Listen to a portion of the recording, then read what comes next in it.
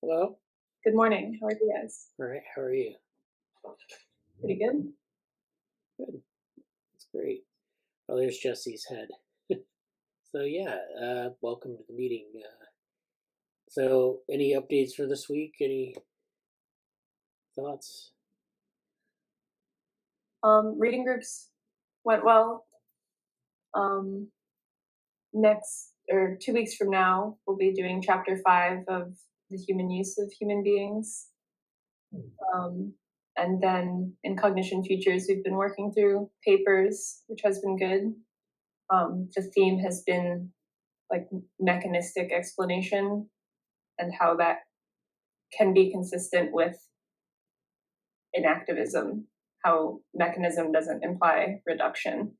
And so we've read one paper that is arguing that point, that inactivism and mechanism can be complementary. And then next week, we're going to finish that paper and maybe start a paper that gives a kind of, I mean, in the paper they say they don't use these terms, and it's kind of actually like anti-mechanism, but it's still trying to give like a rigorous explanation for what resonance is in ecological psychology. So just kind of continuing that theme of what makes a good explanation. And then I think by the end of this month is when we'll hear back about the Society for Philosophy of Sciences of the Mind web conference. And today I plan on spending some time going through my notes for that submission and organizing them. So I'll ask for feedback eventually. Oh yeah, that's great. I know you had mentioned in the Wednesday meeting that you had a bunch of things that were kind of in a. I mean, that's usually the way we write. We'll put things together, and then now it's like, and that's really writing a paper is part of that. Like, you get all your ideas together, and they're just kind of there, and then you have to keep kind of winnowing down and refining them. That's just, I mean, people have different writing styles, but that's usually a thing that, it's like you get the ideas, you put them in place, and there are different strategies for making it, better, or sometimes you have to make it different because sometimes as you get into the paper, you notice that like there's certain themes that you need to augment and others that you can like put aside. So it's a real adventure. But I'm glad you're getting to that point where you have a lot of your thoughts in there. And yeah, well, because especially with this project, it's like there are a lot of different directions it could go in. So I feel good having the abstract where it is. But also, I feel like part of my writing process is like starting over a million times. So then I have kind of the same notes, but written in different ways in various places. So I'm going to try to work on that today. yeah, yeah, that sounds great. I look forward to reading that. Yeah, it's always hard to write. Like, I mean, you have to find a time to write, and then you have to write, and then there's writing effectively, which we were talking about actually in the open source meeting with Jesse's presentation yesterday on like it was on feedback from like bosses and supervisors, but it actually had some aspects of like good writing and the different types of practice you need to use to make sure that you're able to do things like that. Yeah, we've talked a little bit about like expert writing too, which dovetails into that conversation. And I feel like I'm as a I was gonna say too, like I relate to the bit about starting over a bunch of times. I guess for me, I see it like one of the things that it kind of reminds me of some stuff I'm exploring in frontier maps, but in a lot more of an applied one artifact sense, in the sense that like excuse me. I feel like when you're making anything like that, and especially in this area, I feel almost like like I want to have like a special designation for talking about like cognitive science, psychology, and philosophy related. There's like a special when I write in that space. There's a very particular like my frontier map spider senses, if you will, are like maxed out when I'm doing that kind of writing. Particularly because I feel like that space for me is the most hard, like the number of ways that things could be gone and what I'm trying to ground them to or relate them to feels the most that feels really strong when I'm trying to do that kind of writing. And I always think I have kind of aspirations about what I'd want to do it, how I want to ground or relate it to other things.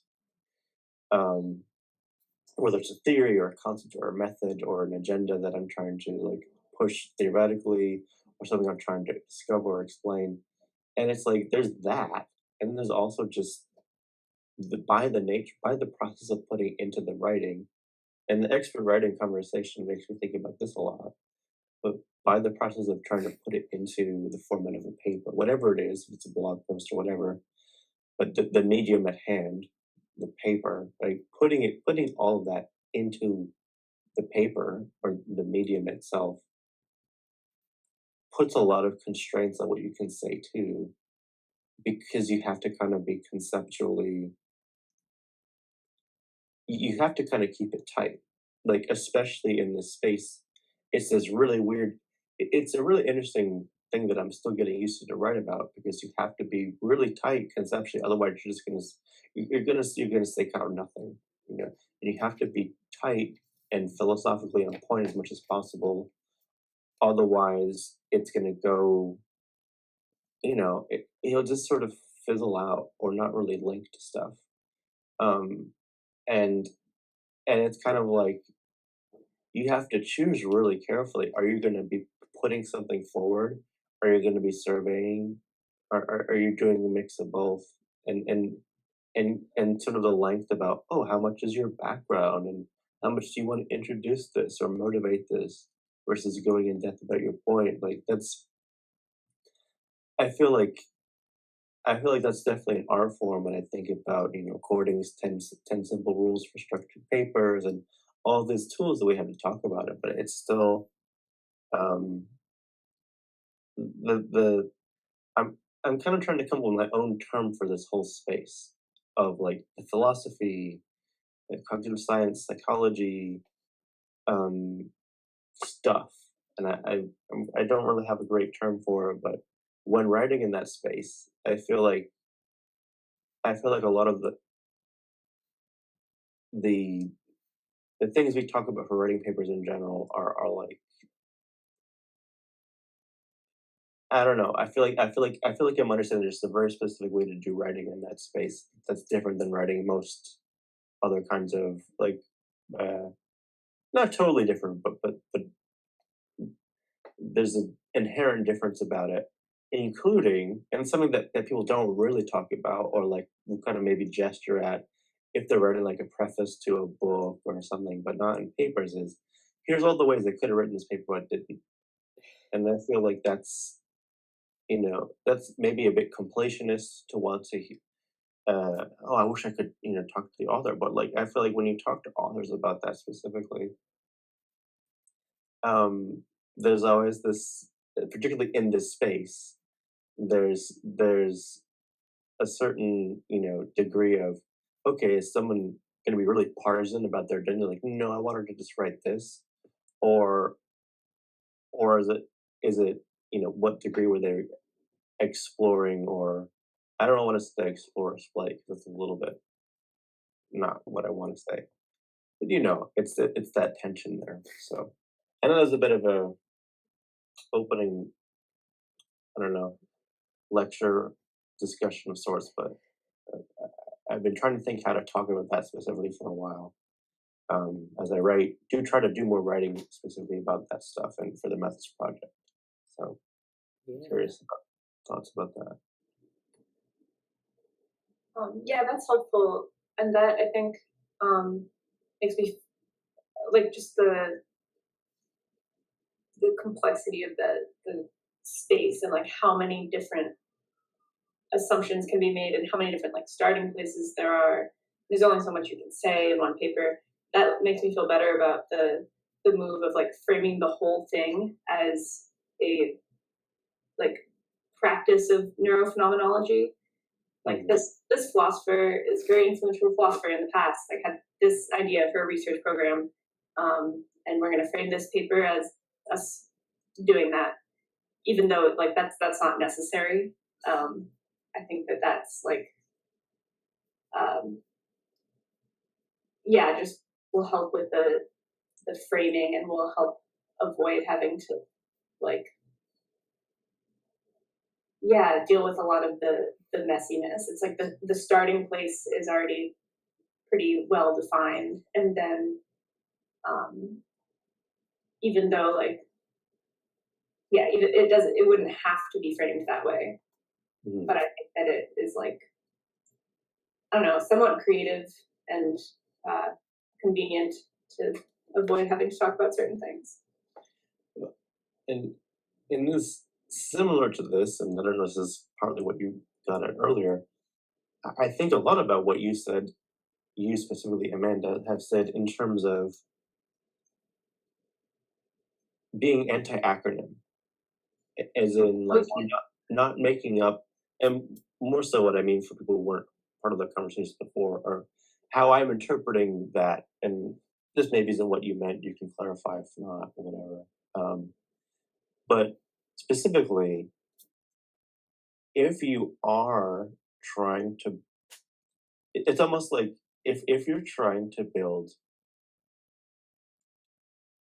theory or do stuff, it's sort of this, are you actually going to try to really well steel man even, like are you going to try to really articulate other people's views that have existed and then build upon them and say, here's how I'm seeing this person's work as best as I can and represent it as fairly and relevantly as possible. And I'm adding on to it in this way.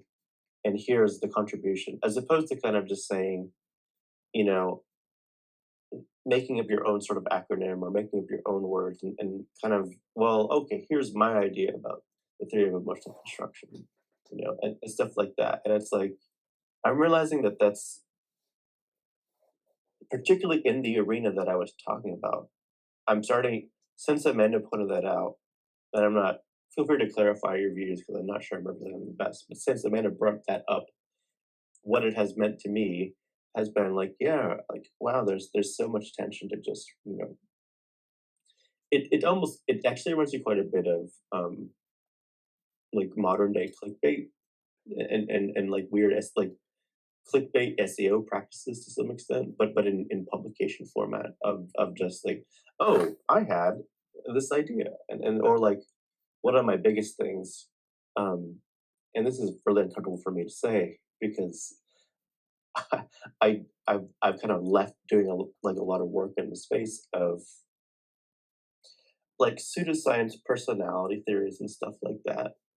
And a while ago, like I would say somewhere between 5 to 10 years ago, um, there was just a huge wave of these websites. Maybe pre-pandemic. So I don't know, 4 to 7 years ago, I would say. But like, if you know Myers-Briggs personality type, Myers-Briggs type indicator, MBTI, whatever, there was just everybody, everybody was just making these websites with their own versions of that theory, which is, you know, pseudoscientific and loosely based off of some, I don't know, theories and stuff. And that's fine. Like I'm actually not out on pseudosciences at all. I just want them to be framed very clearly as such because this is another huge tangent, but as we kind of said earlier this week or last week, there's things that sciences and theories can't account for right now. And it's okay to talk about them. It's just, I think, best to talk about them in terms of here's very clearly, here's what we don't know right now, and here's what my speculations are, and here's sort of the model as I'm seeing it, and here's how I'm envisioning a potential thing that could take place according to a theory I'm building, but we don't know yet. And I feel like there's ways to do that constructively or not. But to kind of come back to my main point here is that there was just these waves and waves and waves of everybody repurposing some personality theory and saying, oh, it's the 16 types, the 16 personality theories, 16 explorers, the 16. It was like, oh my God, like, as someone who kind of was really deep in that community in the background and leaving it to do more like rigorous stuff, it felt like, I'm really starting to understand like the weird the weird amount of diligence that's related to trying to do work in cognitive science, psychology, philosophy space, um, and to do it like sincerely. Obviously, nobody can read all the papers in the world, and I keep referencing 2007 and Margaret Bowden's book and comment about like it became significantly harder to kind of understand all of the work that was being done in this space in the cognitive sciences plural plus space, um, and it's just like, yeah, how do you do that the right way? And I feel like it's almost, I guess my concluding point about that for the time being is it's almost like you have to basically make a choice of, do you really want to center previous work, yes or no? Because you don't have to. I mean, some people don't, and they just want to say their stuff, and that's fine. Um, to what degree you want to do that, and then I almost feel like there's a huge incentive to. And this is actually tied to some stuff I'm dealing with writing in general. This is another conversation, but there's a really strong incentive to, if you're going to write about it, there's kind of a high activation energy or activation cost, and like a big momentum incentive. If you're going to write about it, at least for me, my experience is you're going to have to write a lot about it beyond the paper. Like it's not, if you're going to actually if you're going to complete your thought and your idea, you have to understand, okay, this is going to be more than more than one more than one artifact I'm going to have to make to do it. And I think also what Amanda said again about in philosophy, usually it's just one person writing a paper, and I think that ties into this as well in the sense of, it's kind of, I don't know why that's the case, and other people can speak to that necessarily, but for me, I'm like, yeah, I could see why it's hard to kind of um, collaboratively push some stuff like this forward, because the amount of actual holding a space of ideas that you're fleshing out across multiple papers is challenging. So again, I know that was a bunch of other things, but um, all of that's on my mind implicitly, as especially the ISPSM India Sibolito conference, that really provokes a lot of it. So yeah. Well, yeah, thanks for that. And thank you, Amanda, for giving an update that we kind of added on to. And so, yeah, that's great that, we're working on these papers and we're getting some writing experience and we're thinking about how to write papers and theory build. That's all great.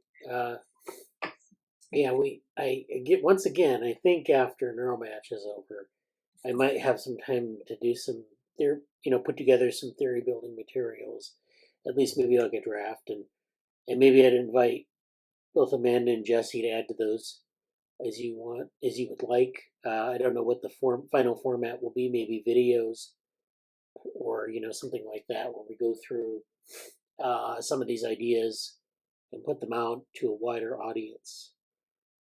break down some, some of the sort of the things that we've been talking about as sort of procedure instead of as discussions. So I think that's interesting though about what Jesse said about theory building or about literature review. So, when you build a paper, you really kind of introduce your problem or what you're trying to do in the paper. And then there's always a second part that's theory building, where it could be literature review. You can call it what you want, but it basically motivates what you're doing. And, there are a lot of ways you can approach that. So, one is to say, this is my point of view and it's supported by these sources. It's kind of it's supported by the evidence, but I don't have the evidence. Someone else has the evidence. I'm going to bring that to what I want to say.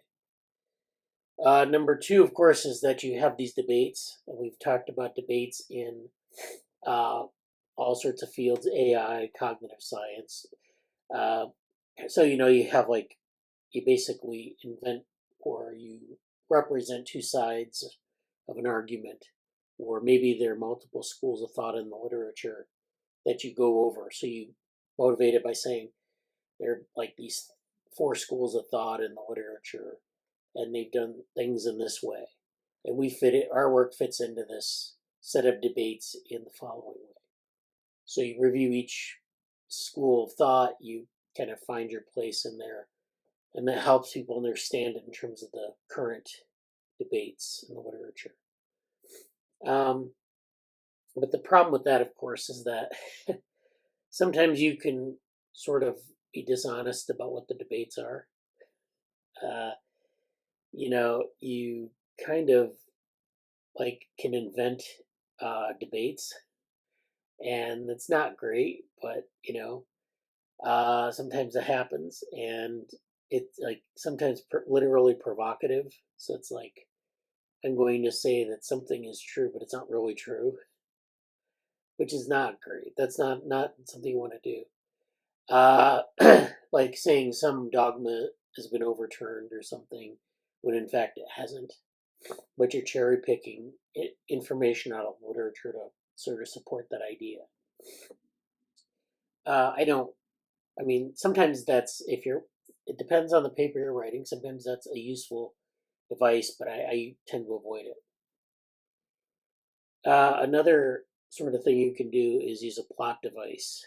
I have a colleague who in the past used to like to use plot devices to sort of motivate things.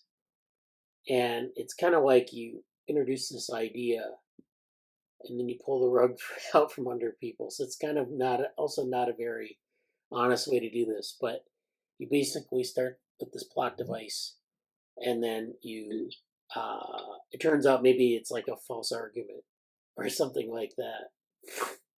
It's really, you have to be able to do that well in order for it to work. Basically it's like having a premise and then saying, well, that premise isn't really the case. So it's a choice, I guess. One thing sometimes people do is they create artificial typologies, which is what Jesse was talking about with pseudoscience. That you have these artificial typologies that are people make up typologies that aren't really supported by the evidence, but they kind of say, well, there are 4 types of ice cream, really. We have all these brands of ice cream and flavors, but there are only 4 types.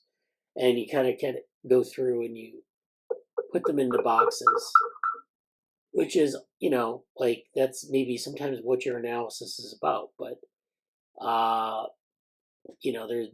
there's this whole issue of kind of picking the right evidence and having a well-supported argument. Sometimes your arguments are not as well supported, but those 4 categories sort of resonate with people. You see evidence of typologies in the literature all the time.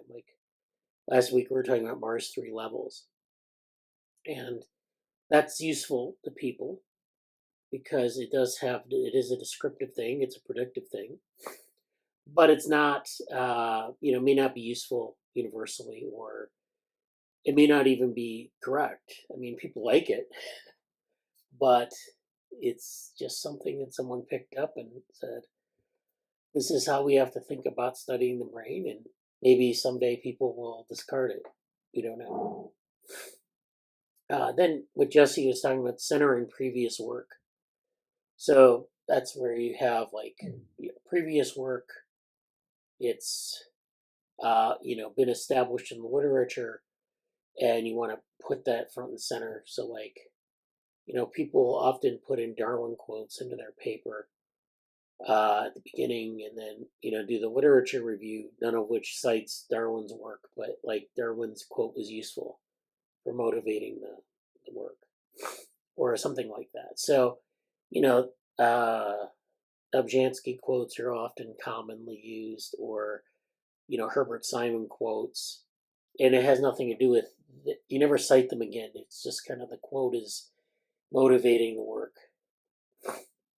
So that was my take on what Jesse was saying, I guess. We have, so a link. I can't seem to get it to show right, but it was a very funny scene where it was someone like an academic social media account was like making a meme about this. A bunch of people struggling to put the ball on the net at a soccer situation. Yeah. And I was just it just struck me in the earlier conversation. It's like, oh, this is sort of like, especially when you're starting the paper and you're restarting and restarting and restarting. It's like, okay, I got it. There's nope.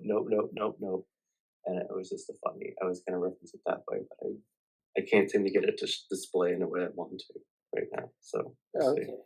Well, yeah. Yeah, I think what it's funny because I was like, oh, I'm not even sure I'm going to be there here this morning because I have to do some other stuff, but it was a very super duper unexpected, deep discussion about writing papers about all this stuff, and it's like, oh, yeah, we just dropped, what is it, 30-minute impromptu discussion about writing papers in this space, and it's all super relevant, and I appreciate the discussion a lot. I agree with everything everybody said, especially what you said recently, Bradley. So yeah, I I wanted to give Amanda space to like. I don't want to hope I didn't misrepresent some of the stuff that she said too much. So I'm conscious about that, but No, the acronym stuff, I think you knew what I meant. Okay. And then I guess one more thought in terms of like patterns that you see in different papers and like different strategies. And I think this is like the thing that drives the like, oh, I need to have my own version of all of this. I think often the thing that drives that is like, and we've talked about this before. I forget the exact words, but it's like you is it chunking was one of the words. You either like want to break something apart into as many different pieces as possible and examine each one, or you're trying to like unify. And I feel like the tendency in academia is to like isolate something in particular, and then like give your theory of that. And that process of isolating, I think, is what leads to like not really like it doesn't really lead to like building a theory, to use those metaphors. It's like you're breaking it apart. And I feel like you don't see much work in like synthesizing, where you have maybe literally 100 philosophers and scientists who have said the same thing, like they're like similar things, but it might take some work to actually unite the theories and say like, when this philosopher said this, it looks like when this other philosopher said this other thing, and here's a way to synthesize that idea. And so you are building off of what other philosophers and scientists have said and done, and you're trying to unify, as opposed to like, and I think what like academic philosophy at least seems to promote is like carving out your tiny chunk of the literature where you can become the expert. I guess that's the case in science too, and that leads to like isolating things and taking them out of context so that you can say as much as you can about it. But then when you lose that context, you it becomes difficult to see why what you're talking about matters in the grand scheme of things. Yeah. And some amount of like, you know, isolating the parts is necessary for like just explaining anything. But I think the synthesis work is more interesting and important. It's kind of like how UC takes on like science, where it's like we don't need more data, we need better data analysis. There's kind of like a philosophical equivalent of like we don't need more very slightly different views and like theories that are just ever so slightly different from each other. If they're different acronyms, you need some kind of synthesis. Yeah, I think that's really. I'm glad this conversation is being recorded, because I want to go back and listen to a lot for these key points. And what my add on to that turn of the conversation is we all know about the publisher Paris incentive, and oh, you got to write your thing, and there's a classic bit of advice I was told from certain people growing up in the space was that if you're going to write a paper, you should write a paper that's either the first paper about something, the last paper about something, or the best paper about something. Otherwise, your paper's not really going to stand out in any way. And I feel like okay, yes, no, there's different takes on that depending on like that's very embedded to me in the publisher Paris cycle that's talked about to some extent. But at the same time, what I would say is that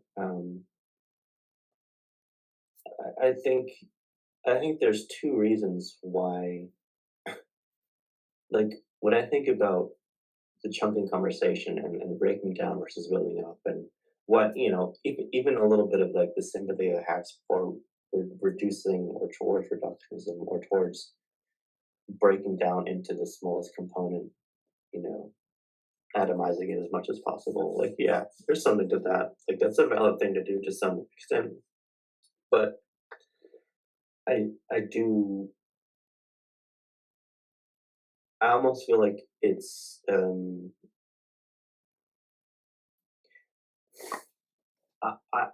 I don't know what. Remove this for a second. I don't know what other than sort of the desire to make it so that I would draw upon right now to say things like, yeah, we need synthesis at the higher level. Like we need to, I don't want to say standardize discussion, because that feels a little dogmatic, but some element of that in the sense of I've long thought it's actually been really good for me to just go to bookstores completely and look at what people are writing and why. Even for public pops like pop science, even this is the potentially very cringy sections of psychology and quote unquote self-help and all of these, like, whoa, like you could have like Lisa Feldman-Bear next to people that are just like talking about very wild stuff and that's the state of it. Like number one, like there's sort of not really a clear definition of what people doing the rigorous work in certain spaces are doing and how they have to talk about it. Yes, but even beyond that, I thought like I referenced the Macy's conference in the chat because I think that's something that's lofty aim to aspire to. It was a landmark, thing to do at a certain time across many fields of development.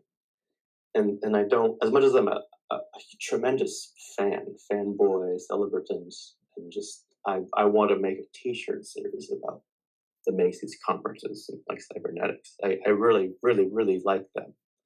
As much as I'm that way, I also feel like the challenge for you can't. I don't think you can just do that same thing now and say, hey, let's everybody sit in a room and talk about stuff for a few times over 10 years, then we have a new theory that's going to unify everything. I don't think it's quite that simple in the sense of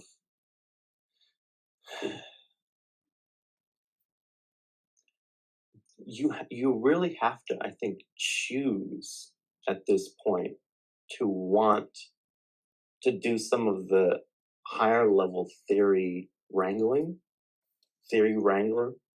I feel like I'm coming up with this sort of frontier map. I've thought about like cartographer related things, and now it's like I'm imagining someone like American cowboy western film with the lasso of frontier synthesis. Oh, I'm gonna go wrang these wild Broncos. I gotta, take the herd across the we're gonna go take it to the Oregon Trail level of just trying to cross the wilderness somehow. But it's like you kind of have to choose to want to build on the theories plural that way and say, okay, we're going to do it. And then I've had this sort of conversation in my mind of like, okay, well, what if I put these people in a room and said, we're going to make a theory based on your work, and we're going to make a foundation that can be built upon. What would that look like? Is that possible? How would you actually do that? And I'm not really prepared to have a discussion about that in a deep way right now. I think that's a little on the, magical what if sense of things. But I also think I think it's a wonderful thing to think about. And I'm sure some people have thought about it. Like I've been trying to actually find more specific works on, I posted something in the Slack actually. I'll turn this back to a little more of a concrete thing by deferring to something in the Slack. Maybe I can show it. I don't know if I can. Oh yeah, it's there. It looks like Amanda saw it. It's basically it's called The Metaphysics of Science, an account of modern science in terms of principles and theories and laws. What channel was this in? What's that? What channel was this in? Methods, the Methods Project channel. I don't know if you can get to it. I'll try to show it in a second also. Oops. Like, yeah, I see it. Nice. Yeah, it's Boston. Yeah, Metaphysics of Science. And metaphysics made me a little bit scared when I saw what the title is, but the contents are pretty decent. Oh, you got it. Great. Yeah. But basically, it covers these things like it talks about empiricism versus realism, fundamental refining principles, empirical laws, supervision of experience, closing the circle on scientific theories, reductionism, sustaining causality, causal mechanism, like all the stuff that's kind of like this deeper theory stuff. And I don't know if it's a good book or not. I actually asked people on Twitter about it, and I don't think anybody, and other media, but I don't think anybody replied yet. But it has a lot of things I'm trying to understand more. Like I find that it's doing a frontier map specifically has taken me in the direction of trying to look, what are people saying? What are like good books in philosophy or history of science that categorize this stuff at different levels? Like we have Kuhn and his revolutions, we have Mars levels of analysis, and a lot of these other things. But like, I know there's been some work done. I don't think I'm the first person to ever think, oh, how we make a new blah blah blah blah meta synthesis, give a bunch of theories and stuff. Excuse me, but like it's hard and messy, and I understand why it's not really the most fun thing to talk about in some ways.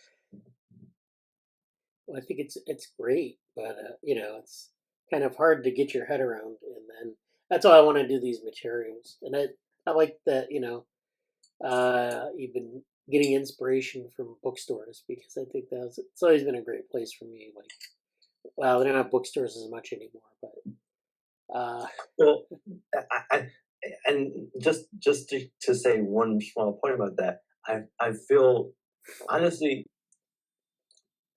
real talk. I've said this before to people who know me. I don't really like reading physical books.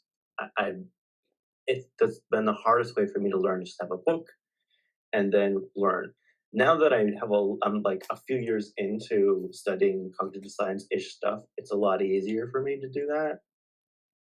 But why bookstores are appealing now is because I'm around bookstores that have old books Yeah. that I can compare to. Like, I'm all the books I bought in the last month or two are most of them are most are under $5. Yeah. And all of them pretty much been under $10 if you like one or two, because they're old and they're like boring textbook, like things that actually try to dissect and discuss the theory work. And I'm fortunate because in this where I am in Boston, people have those things lying around, like, oh, I'll just donate to the bookstore. Yeah. Whereas like usually to find them online or get a digital copy that's poorly copied somewhere of a PDF from like, especially the books that are like 70s to the 90s, Yeah. because old classic books are cool, but like the 70s, like the pre-internet days, I find like those are the hardest books to find, because people don't really care about them as much unless they stand out in a certain way. So it's like finding these, being able to see like, oh, go downstairs to the used book section at the Harvard bookstore, uh, and you can just like find stuff that's like related to these conversations, and then you go upstairs and see you see all this other stuff. It's like, oh, okay. Also, shout out to Harvard Bookstore, not because I don't care about the name associated with Harvard. It's located in Harvard Square, but I thought it was awesome that they have psychology and they have cognitive science, and they have like cognitive science and on the same like placard above the bookshelf. They have cognitive science and critical theory. And I feel like, yeah, like those are right to be together, because you're kind of questioning, um, you're trying to examine, like, I feel like it's an actual sort of gesture towards incorporating anthropology and sociological insights into the field. I don't know if that's true or not. I never asked them, but it always made me smile. So, Yeah. um, I think that approach to bookstores is a shame that it's not more popular too. Like to have the old and the new together is really a great thing to see for this topic specifically. Yeah. I think the term we were looking for earlier was peri-internet, which is like right before the internet came together. And maybe that's because of the specific age of those books, but yeah, I mean, it's it's always good to go through these historical deep dives. But yeah, that's a great discussion. So we'll follow up on that another time. All right, now I'm going to go over our impromptu discussion on theory building. I think it's kind of interesting, some of the points that were raised, so I want to talk about them in a little bit more detail and maybe put this aside for later thought and development. All right, so Amanda brought up the point that, we start out a paper and we have sort of a thesis statement, which is a statement of your purpose, your main idea. It could be 2 or 3 points, or it should encapsulate the question or approach you're taking. So the questions you're answering often are there, your different perspectives are there, and so forth. And so it could be that you settle on just doing a literature review. Maybe it's just warranted that you need to review the prior literature and frame the study that way. Or you could have results oriented, sort of a results oriented review where you're sort of encapsulating what other people have done and how it applies to your work. Or practice, which is more oriented towards what people are doing with theory. So people are applying theory in different ways. How do you kind of fit into that? So there are these different paths you can take towards this idea. But I want to talk about some of the points we've made here.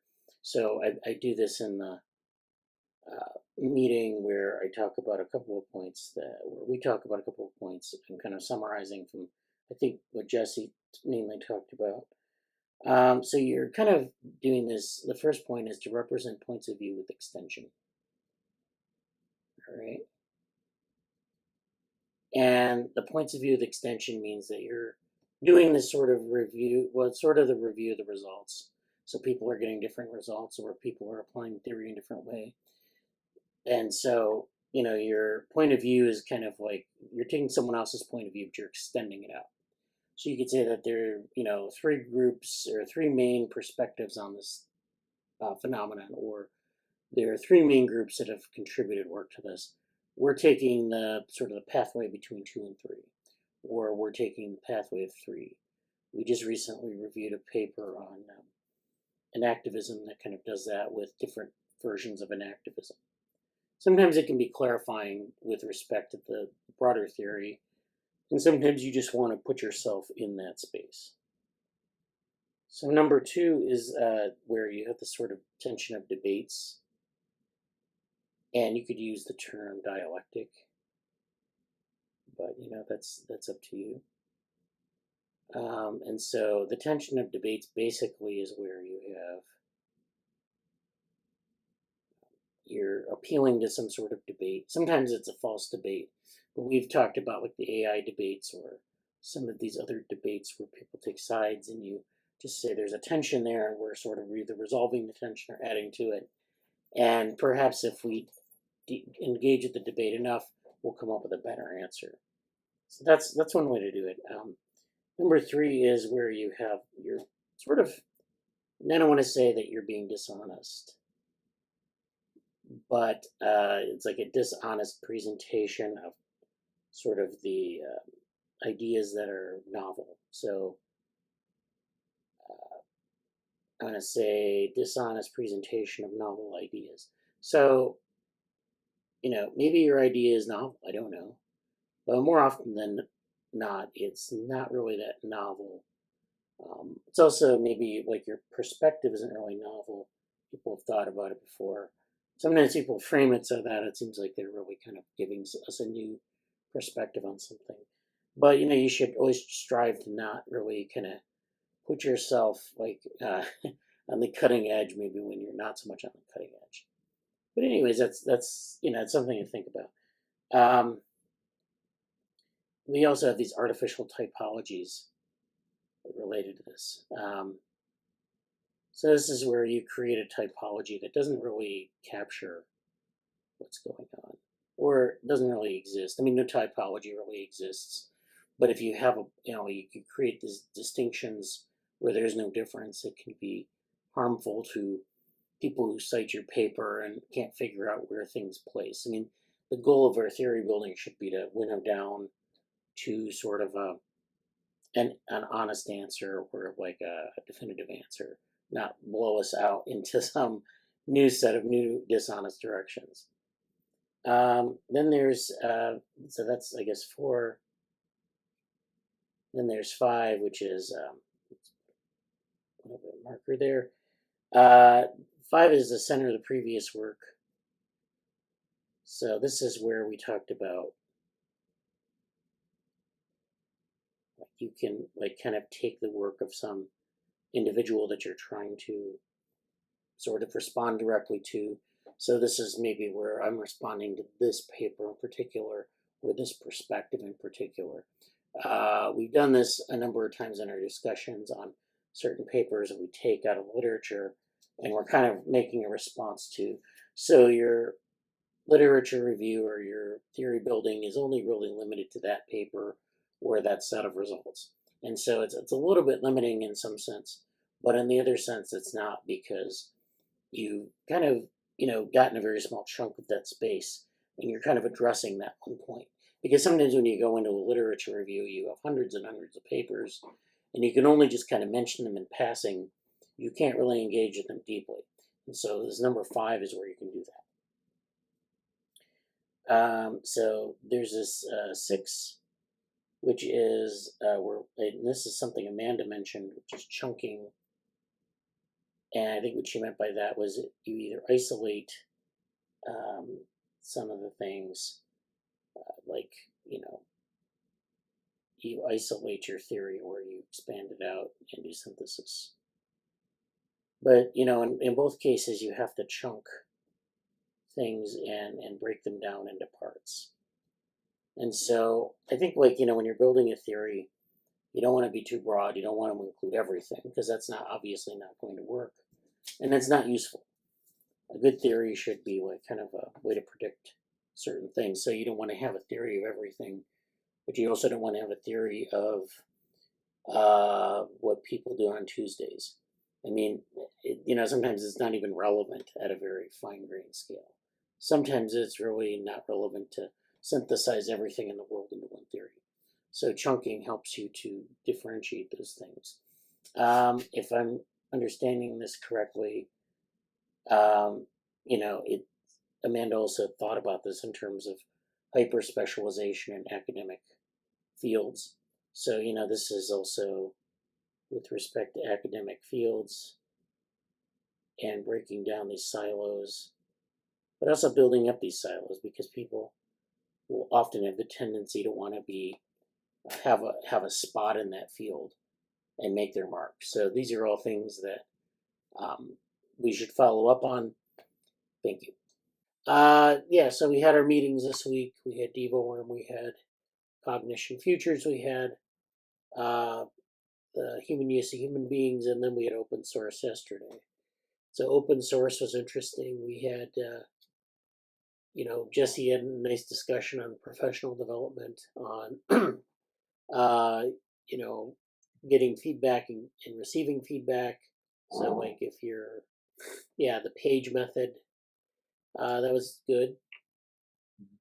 I don't have anything particularly of note to mention about the meetings that happened that we haven't already mentioned. So let me share my screen. So as you're aware, I guess, NeuroMatch is coming up this next Monday. So it starts on the 10th, which is this Monday. And so people have been kind of getting into the groove. They've been, kind of getting ramped up. No one in the group, I don't think, is involved in NeuroMatch as a student.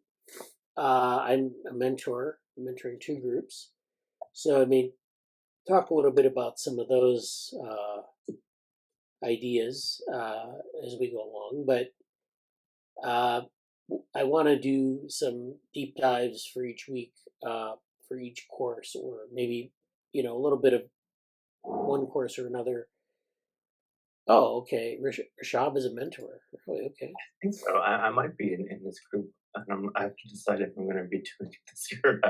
But I think Rashab is my mentor. I'm not quite sure yet. Oh, for what? Like for your For the deep learning course. Oh, you're in the deep learning course. Yeah. Okay. Oh, all right. Then I didn't know that. I thought you had taken a pass at it, but I probably am, honestly, but I haven't fully committed to the path right now because right. my timing is strange. But please go on, Yeah. So I guess what I want to do this week is I want to give a little bit of an outline of what's happening. I think it's probably the same as we've had in the past, but this year I want to focus on both of the courses and see where they go. So this is the website NeuroMatch Academy.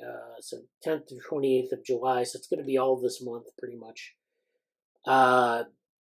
So this is very intensive. Of course, as we know, there's this sort of fire hose model where they dump a lot of stuff on you in 3 weeks, and then you have to sort of make your way through some of it. I mean, some of it you're not going to retain, but there's going to be stuff that resonates with people, and that's what's going to be the thing they take away.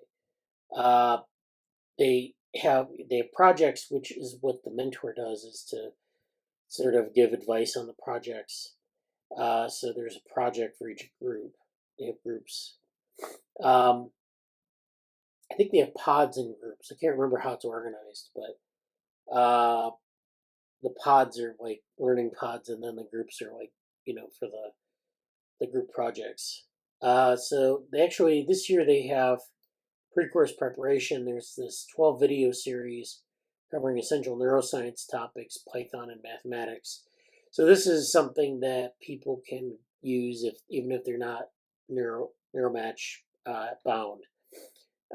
This is good for, I think, learning a lot of things about digital notebooks and some of the things you need to do to get ramped up here. So this is something, I don't know where the link is on this, but it should be in this collection of things. Then you're doing this code first hands-on learning. The course curriculum covers a number of different things, and then it's really just kind of gaining experience in neuroscience and then being accessible because it's online. So in deep learning, it's a little bit different. You have this cutting edge. You're learning cutting edge modeling techniques. I hadn't seen that they were incorporating large language models too much into this yet.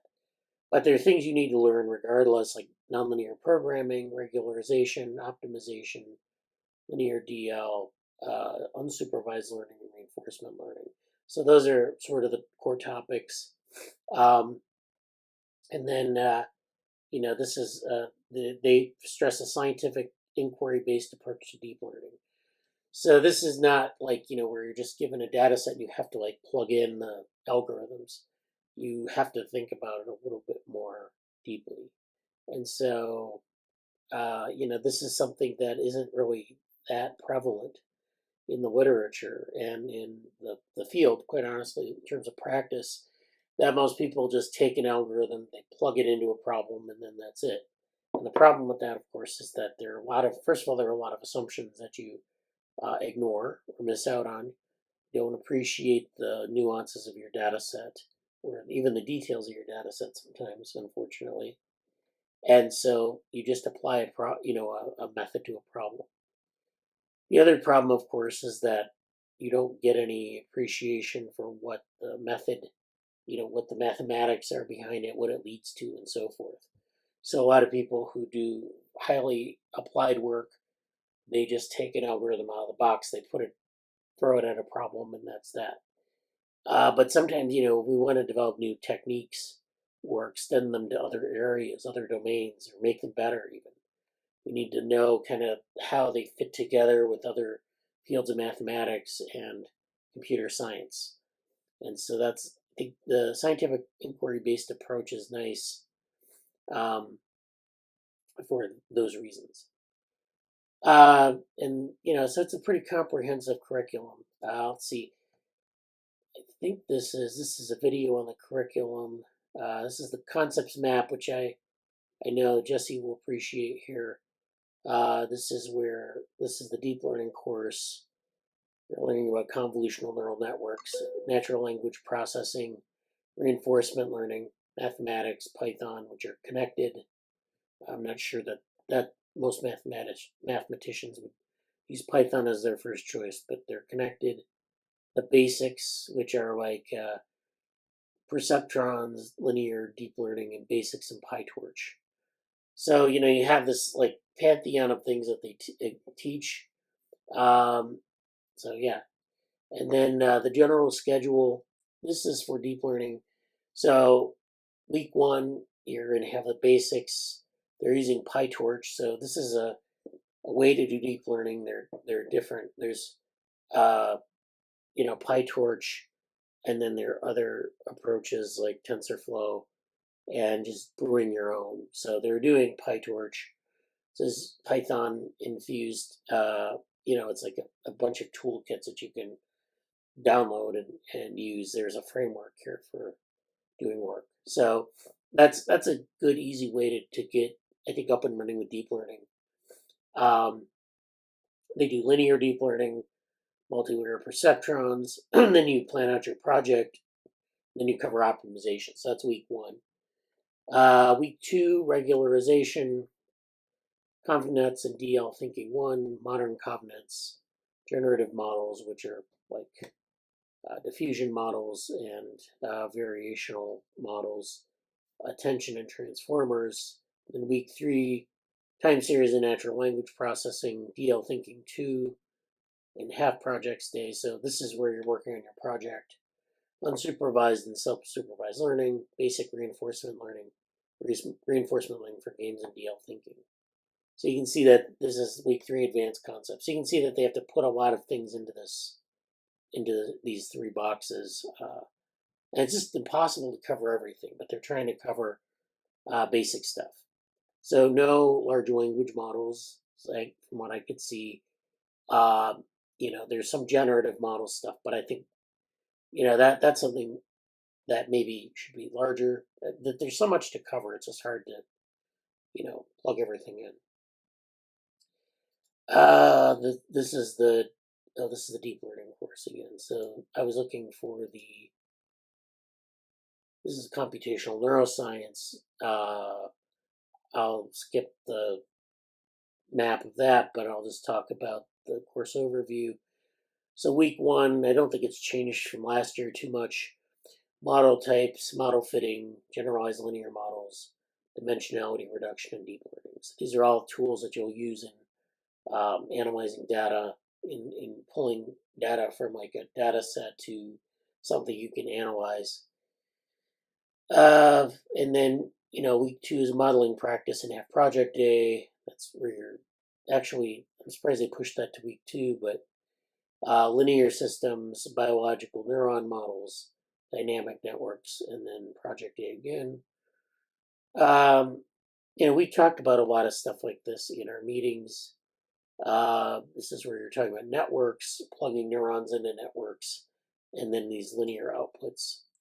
Then week 3 are Bayesian decisions, hidden dynamics, optimal control, reinforcement learning, and network causality and graduation, which is the end of the course. So yeah, I know Amanda said she's kind of interested in network causality. There's reinforcement learning as obviously an interesting topic to the group. And so those are things maybe we can kind of focus on. Maybe even like biological neuron models if people want. I don't know how we want to do the deep dives. I think it would be nice if we could like kind of pick things that are not, well, what we did in 2020 was I did a bunch of lectures. And it was probably too much work on my part. But I did a bunch of lectures that were kind of like extending out from the lessons that the people were learning. So I did a Bayesian modeling lecture that was actually sort of outside, like you're going to learn the basics of Bayesian modeling in the course. What I talked about was kind of like the applications to other areas, how to push that out towards like conceptual modeling and thinking more broadly about these topics. And then, sort of, it wasn't like the type of thing you would get in a purely sort of, baseline course. So, I did lectures like that. I did one in information theory. I still have those lectures. I might pull them up to go over them. I may even do a video on that where I just kind of go over them briefly because I think those are good assets to sort of recycle and revisit. But I don't know if we'll do that during the week or weekly meeting or not. As for the weekly meeting, we can pick our topics and whatever we find interesting, and we can actually go beyond that and see where they go. So that's my thinking on this. What would Jesse? Amanda won't be here for part of the NeuroMatch time period, but we'll do things on. You can catch up via the recordings if it's not like you can't participate. But I wanted to give a little bit of maybe some background or some supplementary information about some of these topics. I mean, I'm all for all of that. I feel like I would love to do both of the courses again or for the first time. So all of these topics are very relevant to me. I haven't really had a lot of bandwidth to do it. So I'm kind of either like, yes, anything is good for that. But yeah, if I can, however I can help with that, I would try to help with it also. Okay. Yeah, I need to revisit some of the stuff. Like they have, I don't think they've changed the computational neuroscience course so much as rescheduled things. So I noticed that they have moved things around. I think they've gotten rid of a couple of topics, although maybe they're just embedded in some of that. But there is all this, like if you talk about Bayesian methods or some of these Markov models, Bayesian method intersections, it leads you to active inference. And it's like that's something I don't think they're talking about, but that's of course one path from that. And as much as I understand active inference, we could talk maybe about those connections. That's a possibility. But I really want to give people like I really want to kind of piggyback on this, but also augment with the understanding what you get in the course. So. Sounds good. Yeah. So yeah, that's great. Let's see. So that's my neuromatch spiel. Oops. Oh, sorry. okay. I was going to mention there'll be robot stuff, but that can be later too. It's not urgent right now. Do you want to devote some time later to going over the submissions and things like that? Yeah, we could. The submissions will be like, and I know it's a lot for me to say this, but I think this submission talk will be like 1 to 2 minutes because there's just not a lot to say about them. Yeah. But yeah, I can do that for the upcoming one. Yeah. Okay. So you want to do that like later on in the meeting? Whenever you want. I don't know what else you want to do. And I didn't mean to interrupt where you're going to go with it. We could go ahead and do that now, actually. Okay. Yeah, I won't take too long on this. He said. But let's see. Can I just hold on? Let me do it like this. Let me just adjust this here. So I'll just go through the posts because the post will basically dovetail into the new one anyway and be fun and easy to link. I think I did a decent enough job of crafting the stuff such that it will just. I think this is going to work. Yeah. So,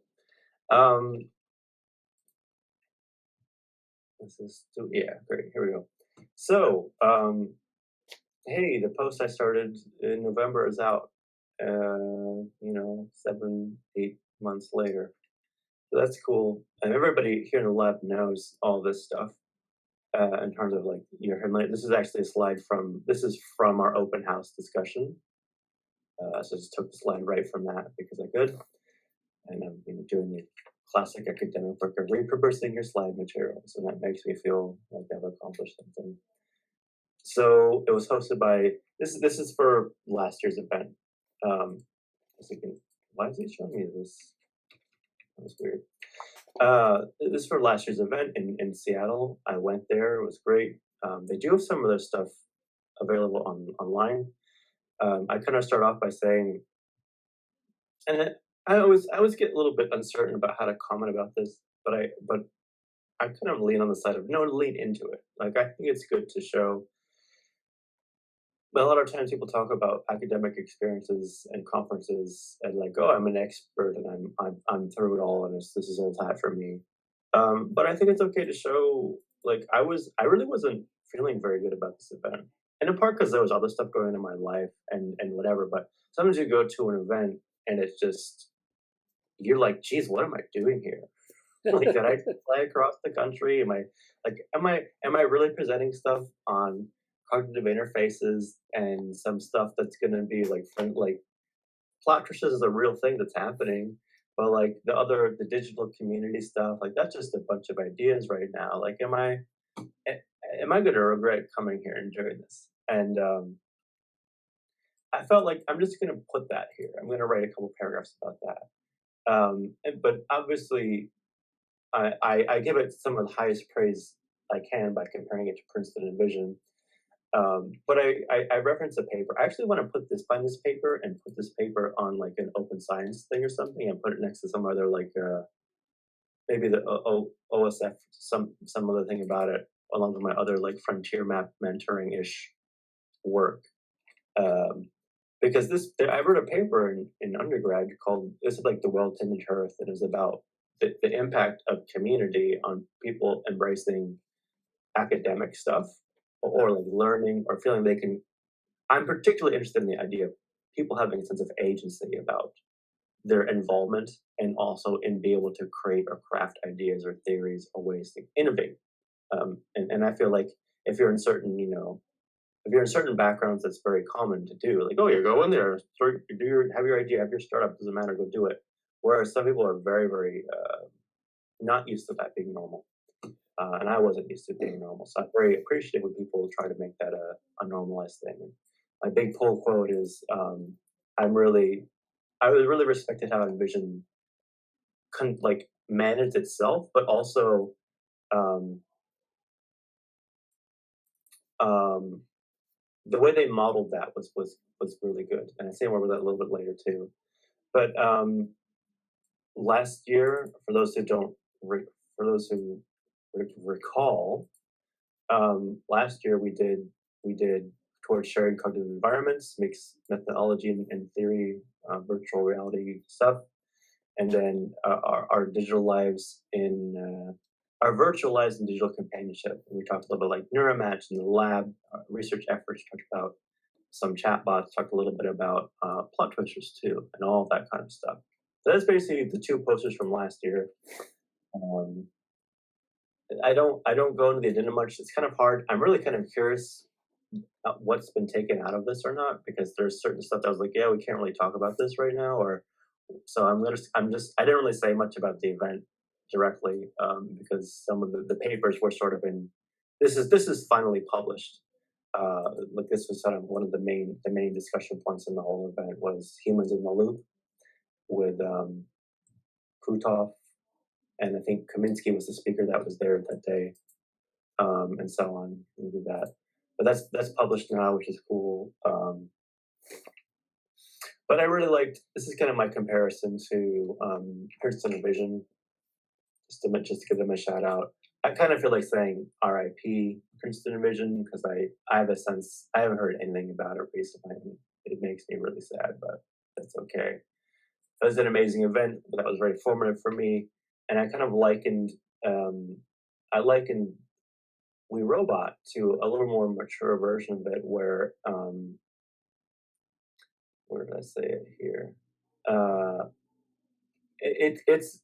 It's a little more in the ground. It's a little more graduate oriented. It's a little more professional oriented, but it's also people really dealing on the front line of some of the stuff. And I continue to say, like this space of sort of policy and machine learning interpretation and law and stuff, it is a really fascinating space to be in. And the way that they did it was really good. They were very welcoming and inclusive of, like, not trying to say, well, we don't want to talk about this. Like, no, let's talk about this and talk about this rigorously and critique each other, but understand that the quality of our critique matters, because the better policy we have, the better we can communicate this to different stakeholders, to legislation. It was all really the framing of the urgency of it was done really well. Here's the pull quote. There was one other thing I wanted to say. Yeah, that's fine. And then I basically conclude with some comments about the future, and then we were about 2023, which is good for us. I found out as I was just finishing the draft that we did get accepted to it. I thought we might not get accepted this year, but we did. But I kind of conclude with thinking a little bit about interpretability and explainability in the machine learning sense, and how that also relates to basically the conversation we had earlier today to some extent, in terms of quote unquote the cognitive science project and explicitness in that arena, and how much the amount of explicitness and rigorous to both the theory, but also theory in cognitive science doesn't have the same kind of legislative come to, like you can't arrest somebody because of what the theory of cognitive science about somebody says. You know what I'm saying? So you could do it. You could arrest people for bad cognitive science. Absolutely. But what jail are you going to put them in, really? Yeah. New project for Cognition Future, the Cognitive Science Jailhouse, where we post bad theories and say, no, you're All right, I'm totally to that. But you know what I'm saying? Like, um, the output of some of what's happening is different, but also I don't think it's going to be that different. Where I'm going with this is sort of I do this very, what the rest of the century has in store, but I think these key points are pretty relevant to a lot of our discussions in general too. Um, I talk like kind of illusion to frontier map, but also just the society ethics tech nexus is really a really interesting mesh point for discipline and society in general, like whatever it is. Like there, the quality of our cognitive science and psychological theories do inform policy. They do inform laws. They do inform people's experiences too. It's not just the ivory tower stuff. Like I, I don't say it here, but I'm very particular about the sense of we leave so much of this intrapersonal understanding and stuff to kind of these. We make it quite esoteric. Like, oh, we don't talk about that, and it's very sort of, I don't know, self-help book kind of stuff. And I feel like there's got to be a little bit more here. And I feel like the pressures, honestly, some of the pressures of AI personhood, the pressures of what do we do with the liability of things that are AI generated. And I'm not saying, oh, I think AI are people, but I feel like that debate is going to continue to push on all these things. So explicitness, I'm going to say explicitness in the comprehension of aim or intent will be one of the hardest mountains to climb. And that's going to be difficult for many different disciplines to address, whether it's law or in machine learning or in obviously all the cognitive science arenas. I do a little bit of a shout out to Levin and A Gentle Materials and these other things that are happening about like what are things that are happening on their own and what do they do? Sort of, you could go into auto voices, you could go into all these sort of self-sustaining or self-organizing technologies and opportunities and lenses and views that we're seeing, and like, what do we do with that? And I kind of conclude with a shout out to DISI, the Diverse Intelligence Institute, but also developmental trajectory and diversity of ontogenetic experiences of kind of a monolithic frameworks of experience are foundations of stand for many theories and perhaps policies and laws as well, which is quite a bold remark, but also maybe lofty and taking a bit of a. It's easy for me to say that, but I think there's something there, and I think there's some of the work we're trying to build at in some of our efforts as well, like Kurdish Futures and method stuff too. And I conclude by saying, hey, Eurobot 2023, it's here in Boston. I'm very excited about that. Here's the page. We got 2 posters in, and I might be able to try to host people, or at least definitely going to the events for sure. It's late September, so we'll be seeing it hopefully. But this is what we got. We got in. I'm assuming there's going to be a whole bunch of generative AI talk. I can't imagine. I have the utmost sympathy for people in this space because I feel like I feel like what a Herculean task is in the classical sense of some impossible deeds. I feel like trying to regulate technology right now is beyond Herculean. Like, it's literally impossible. Like, you're asking very, very smart, well-meaning, rigorous, technically sound, amazing people to do something that just can't be done. And that's pretty much how I see all of this. And it's sort of like, oh, well, why do you care if it's a lost cause? I feel like, well, because we have to try to hold the line on reality, society in some form, and we're really being put to our best efforts. How explicit can we be? How can we understand the technology? So I will continue to hype up We Robot in that way. But what we have accepted to it are two poster presentations. One's the Plot Twisters Crew. It's basically talking about a little bit about our progress, like where we are with designing the game world, the algorithm, and all some stuff, but also like how we're trying to imbue, I don't want to say self-aware, but like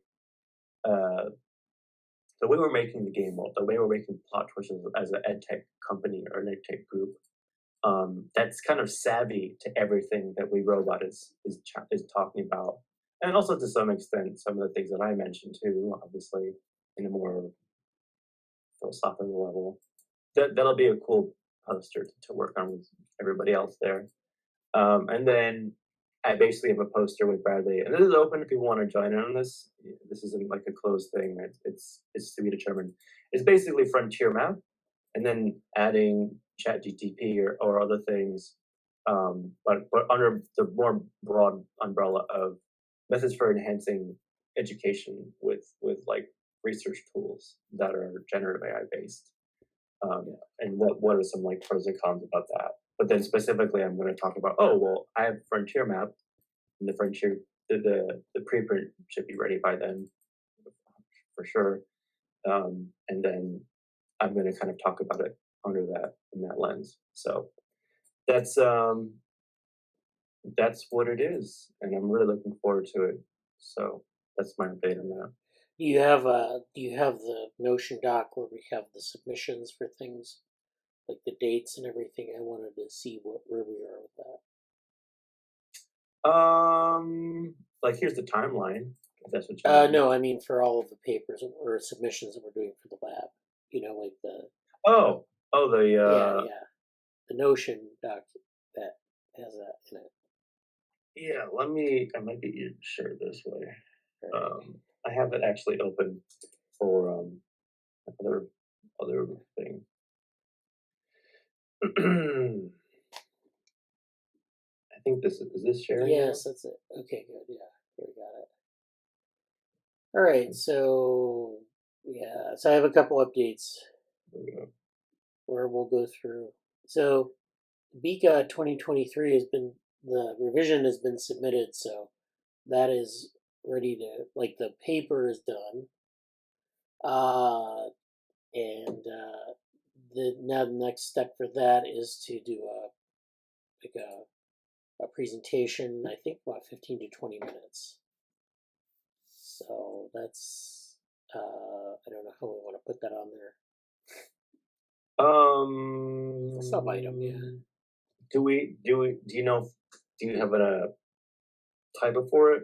Or just you could just put super performers, which is and then this is presentation. Okay. Well, preparing, I guess. It should be that one, probably something like that. There. That's it. Yeah. Finalizing submission, I guess. Well, actually, this sub thing would be preparing, which would be the purple heading. Yeah, and then get rid of preparing camera ready paper. And then the main category, which would be above that. No, the main thing, BICA 2023. Mm-hmm. That would be actually I guess it would be camera. I don't think we have a camera ready paper completed, because that's what it would be. Yeah, I'm trying to organize this like in chronological order. I just added a new category a little bit out of place, but I guess that's fine for now. When is this? What is the date for this one? When is the final? I think it's like October 15th. Oh, around that time. It's the conferences in that week. So yeah. Okay.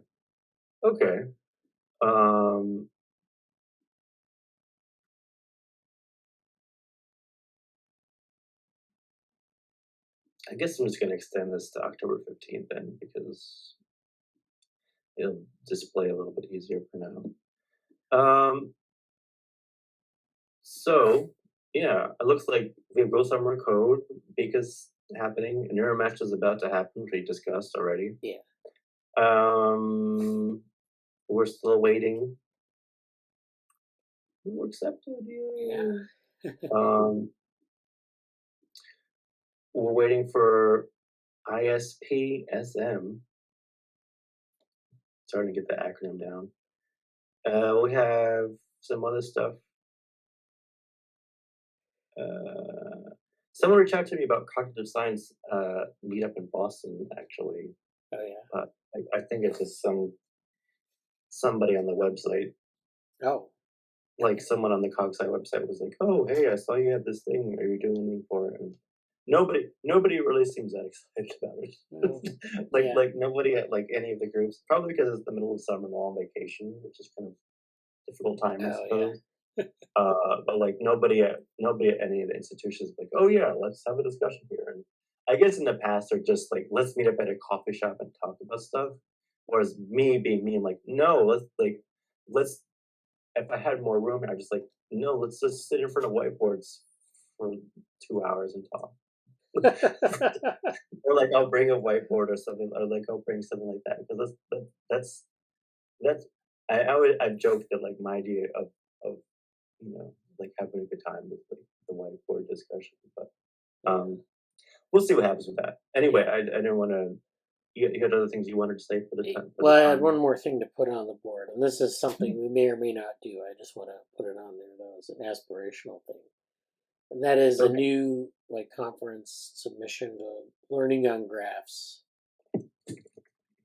learning on graphs. Yes, Name of it. Okay. and that's the name of the conference. And like, so I'm interested in submitting like a. There's the abstract deadline and the paper deadline, so maybe there should be like two. This and then a sub item. Mm-hmm. So the abstract is due on August 11th.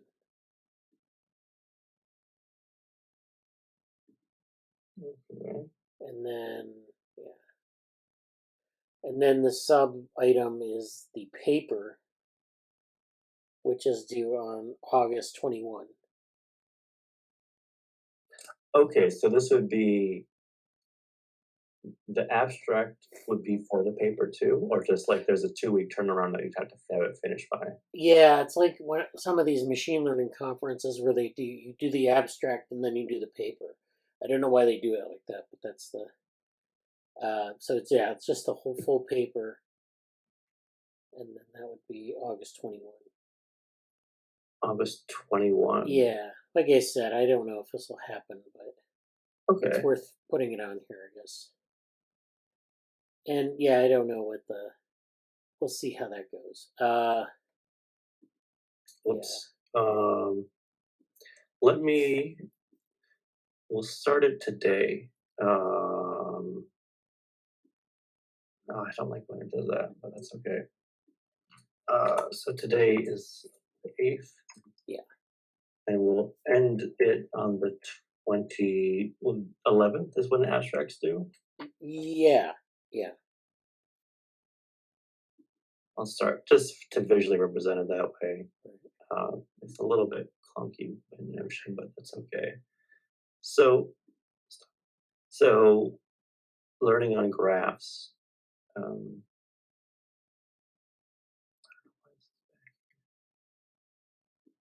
Yeah, I attended this conference last year, and it's basically a lot of like graph machine learning and graph neural networks.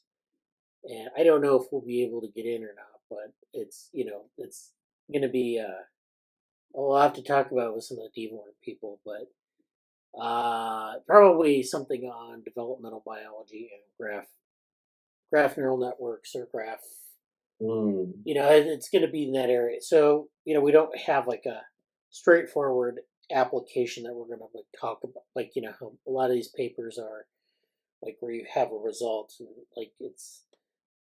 I don't know if we're going to have that, but that's why I'm. But at least if we go and try for it and don't make it or don't even make the deadline, we still have like worked on it a little bit. So that's why I want to kind of go for it as an aspirational thing.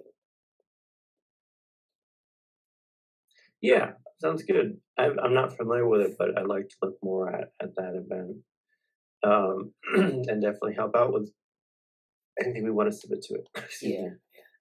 Um, any other? There was actually a bunch of stuff. I posted a bunch of things in the To Discuss channel. We don't always talk about that one.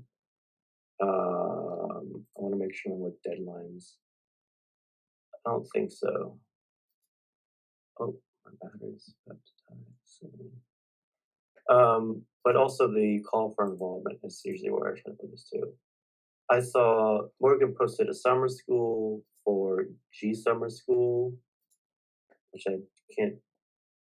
Statistical physics of complex system looks pretty cool. Um, oh, shout out to the Social Sciences Research Council for Just Tech, as in Just Technology Fellowship. Oh, That's not open this year, but it might be a really cool thing for society ethics tech people, or even some of the like people doing some of the sustainable open source community stuff. That might be something really good to apply to for next year. Oh, oh my God. We got the geez. I don't think I don't think they got back to me about the Tom Froze thing. oh yeah, The yeah, that one. I'm gonna check right now, It's but that's probably live and they don't have, but yeah, sometimes the conference emails are sporadically attended to, so sometimes you'll yeah. get an immediate response, sometimes not. It's tough. Yeah. Like I know they want to be good about stuff. But you can only offer so much stuff anyway. I just I just I just feel bad of like there's this constant sense of should I be going to Japan? Like Oh it's no. like well, maybe I will someday. Uh, I don't. There's just like every time I look at uh Tom's Froze stuff online, it's always like, oh, there's so much cool stuff happening. Like, so anyway, yeah. Um, anything else for our deadline chart? Not right now. So yeah, that's fine. We can move on, but I just wanted to put like kind of go through these things and put a couple things on. Definitely.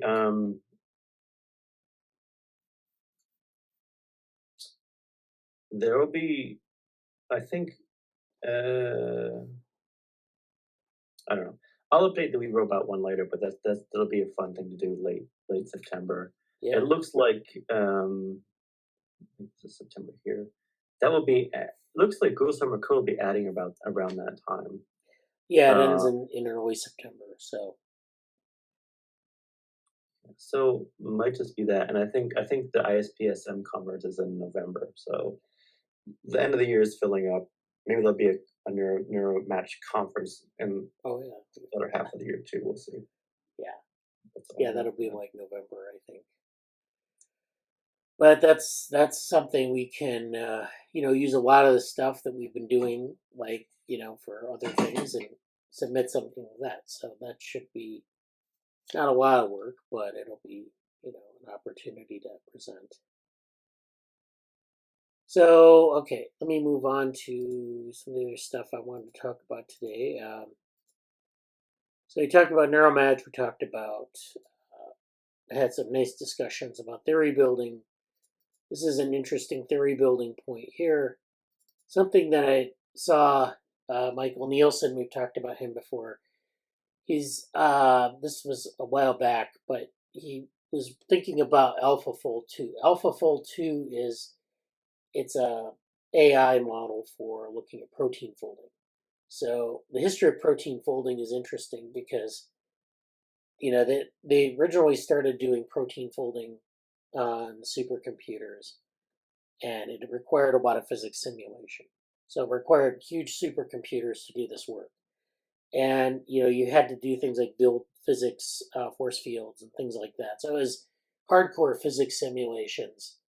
And the idea was to take a protein and to predict how it will fold. And so you're simulating a very short period of time in real life, but that period you want to be able to replicate the folding, not just like the folding process, but the sort of conformational states that protein can achieve. And so, to better understand that, it's a hard problem because there are a lot of moving parts and there's a lot of computational power needs to be thrown at it. So as our computational power got better, our models got better. And then people started throwing AI at the problem. And this is where AlphaFold 2 comes in. And there was a lot of hype a couple years ago because they have these competitions where, um, they have these different algorithms that people design different strategies for studying protein folding and achieving like a certain result, a certain score. And AlphaFold 2 is improving upon those scores. So it was almost like the moment where Deep Blue beat Kasparov. It's kind of like you had human experts kind of designing algorithms, and then you have AI coming in and kind of winning that those competitions. So this is the context for these comments. So Michael Nielsen said, reflecting on AlphaFold 2, it's a strange system. It's not an explanation of protein structure, more a theory of protein structure. So what AlphaFold 2 is doing this protein folding simulation, but it's actually kind of giving us answers to things that, are exist in nature that we can't necessarily directly observe, but it's giving us this possibility space and making predictions.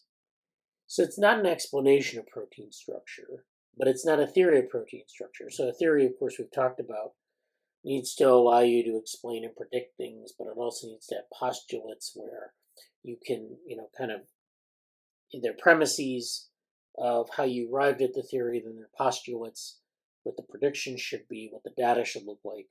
So it's not a full theory, but it does theoretical things. And so and it's not an explanation because it's not explaining how the AI got to the answer. It's just putting the answer out there. And you could, I guess, study the weights of the model, but that's not really an explanation either because the weights don't inherently mean anything.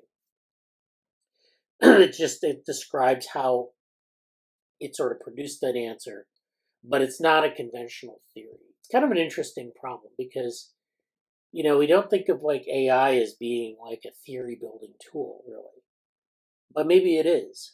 It's something maybe we can talk about later.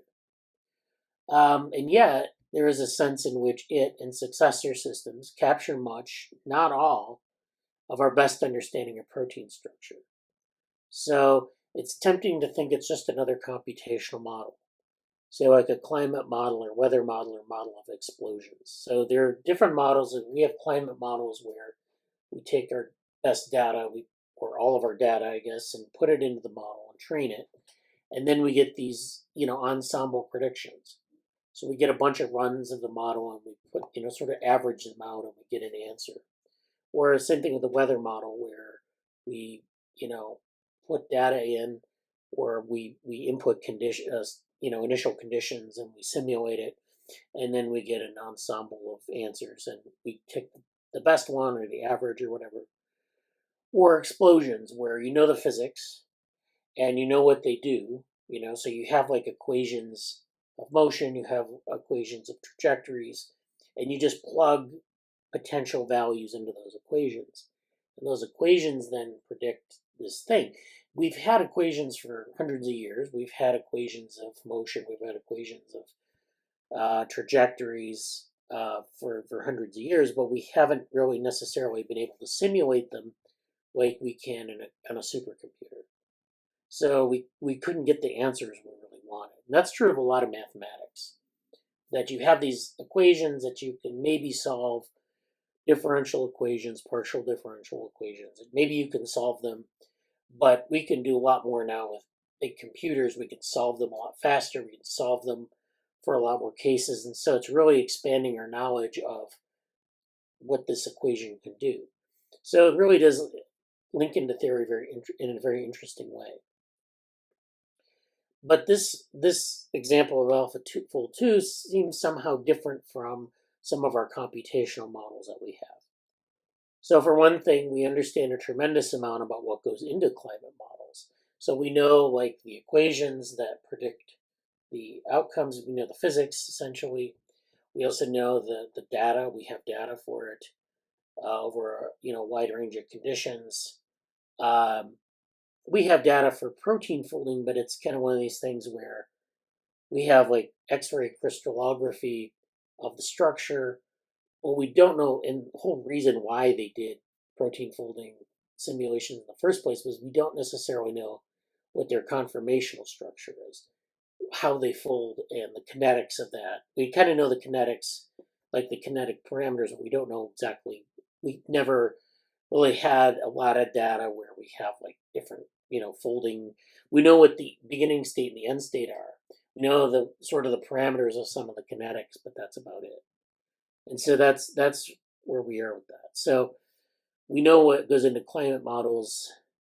AlphaFold 2 has inductive biases, but they're much weaker. So this is again like where it's not at the level of our understanding of climate models.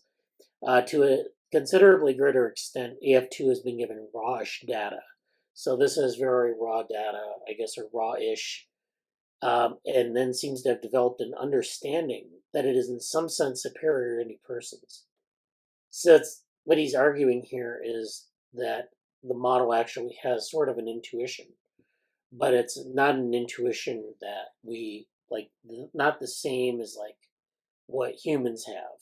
Maybe it's superior in some ways of understanding what the data is like, the structure of the data, but that's it's hard to really say what it's doing or what it's developing as a sort of a guiding principle for giving predictions. What is the algorithm learning? What is it picking out of the data, and what's the sort of the overarching or the meta learning principle there? So this is another response. This is Carlos Perez. This is actually from, I think, Mastodon, where he's like, indeed, AlphaFold 2 is not a simulation of any physics, but rather a kind of protein behavior intuition. So this is where the intuition part comes in. So this is just an intuition of the behavior. So like, you could intuit that people move a certain way when they walk. Their arms and legs swing a certain way. We expect these things. And that's kind of your intuition of movement. And as it turns out in our brains, we represent biological movement with, specific mechanisms that people have looked at. So, this is something maybe in the model itself, in the weights or in the architecture that allows it to kind of intuit certain behaviors of things from data. So like it goes through the data, it evaluates the trajectories, there's a sort of intuition that emerges. It's nothing like what people talk about when they talk about like sentience or anything like that. It's just this intuition, and maybe the word intuition is a bit anthropomorphic, but it's this idea that you have this ability to sort of sense what the behavior is going to do in the next, or in the next epoch, or how it's going to turn out. So, this is something you see a lot with expertise. People have good intuition about whether a project will fail or succeed, or whether, if you think 3 steps ahead, whether that's a good investment of your time or not. So, this is something that human expertise, you often get this sort of intuition, or sometimes we have this intuition based on like things that we perceive that are sort of, we have mechanisms for this that are, that we don't necessarily have to learn. They're innate.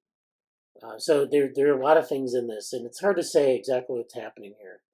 But this is an interesting, I think, set of points to think about, especially with respect to theory building and things like that.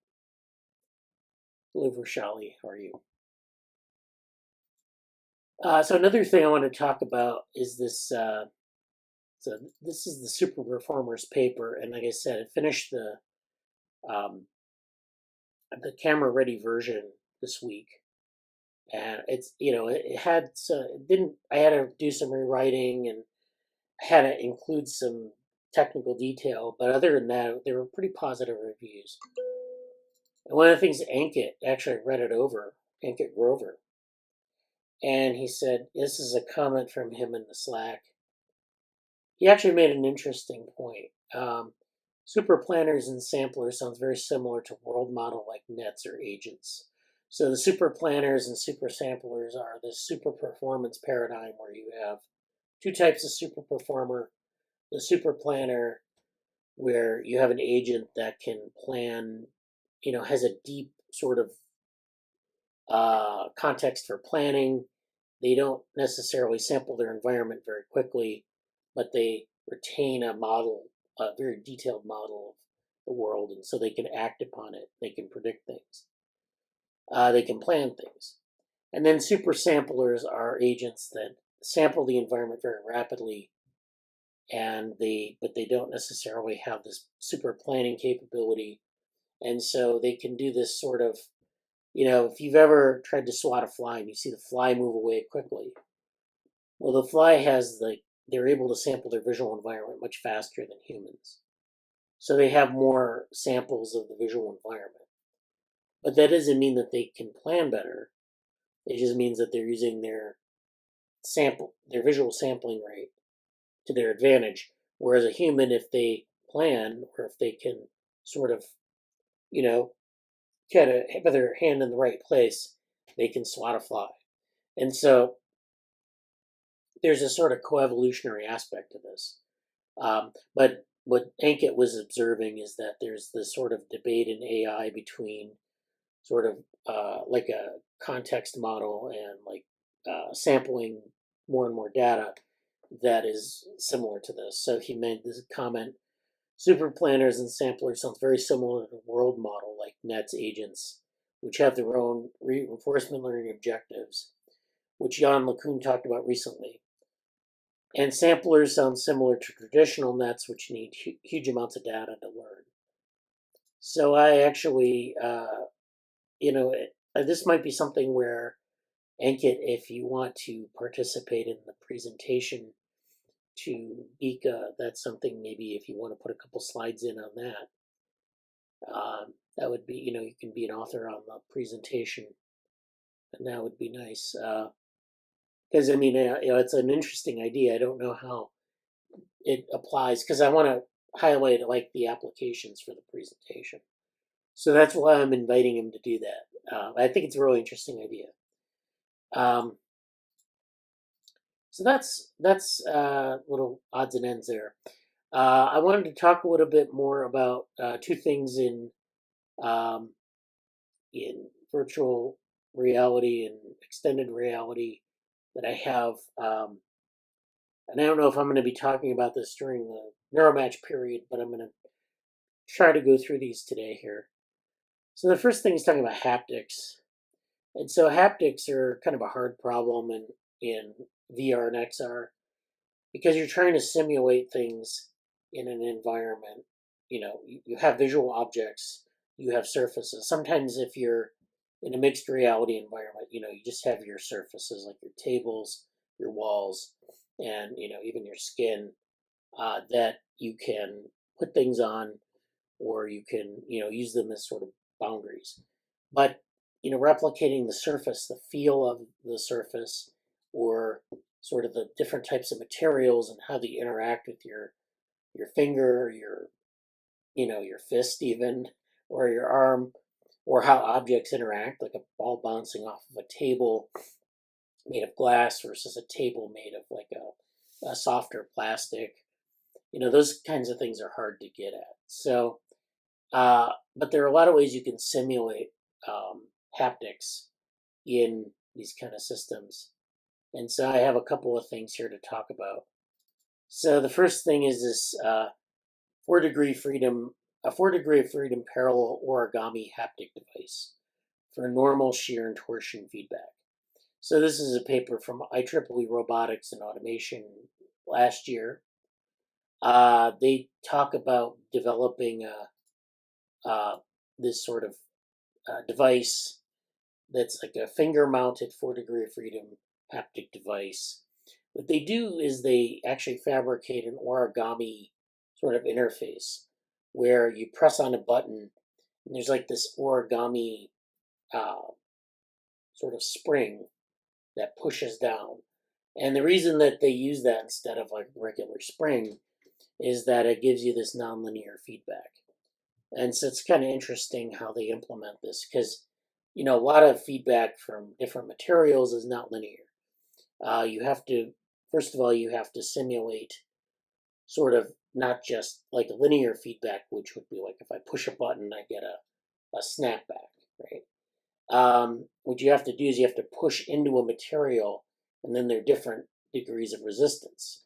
So if I push into like a rubber ball, it's a different resistance than if I push against a plastic ball or a wooden ball. It's just a different type of material that has different properties of a lot of these factors, torsion and shear and some other variables that we can measure. So this is actually tied to robotics and some of the robotic aspects of robotic sensing of things. And so in robotics, it's actually quite useful for like, well, robotics and industrial applications, for example, have to manipulate very specifically designed materials. So they have to be able to touch the material just right and, manipulate it, or they need to do other kinds of things where they can move against different types of materials and in different workspaces. So our device uses origami manufacturing principles to reduce complexity and device footprint. We characterize the bandwidth, workspace, and force output of the device. The capabilities of the device, particularly the torsion degree of freedom, are demonstrated in a virtual reality scenario. So our results show that the device can deliver haptic feedback in 4 degrees of freedom, which are just kind of the movement orientations, with an effective operational workspace of 0.64 centimeters cubed, with a plus or minus 30-degree rotation at every location.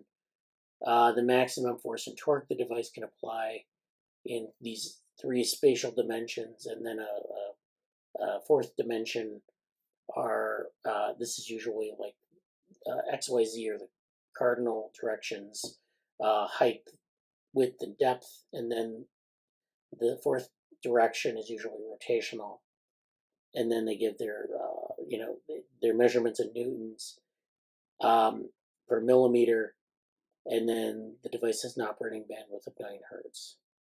So this is the device here. This is someone putting their finger in it.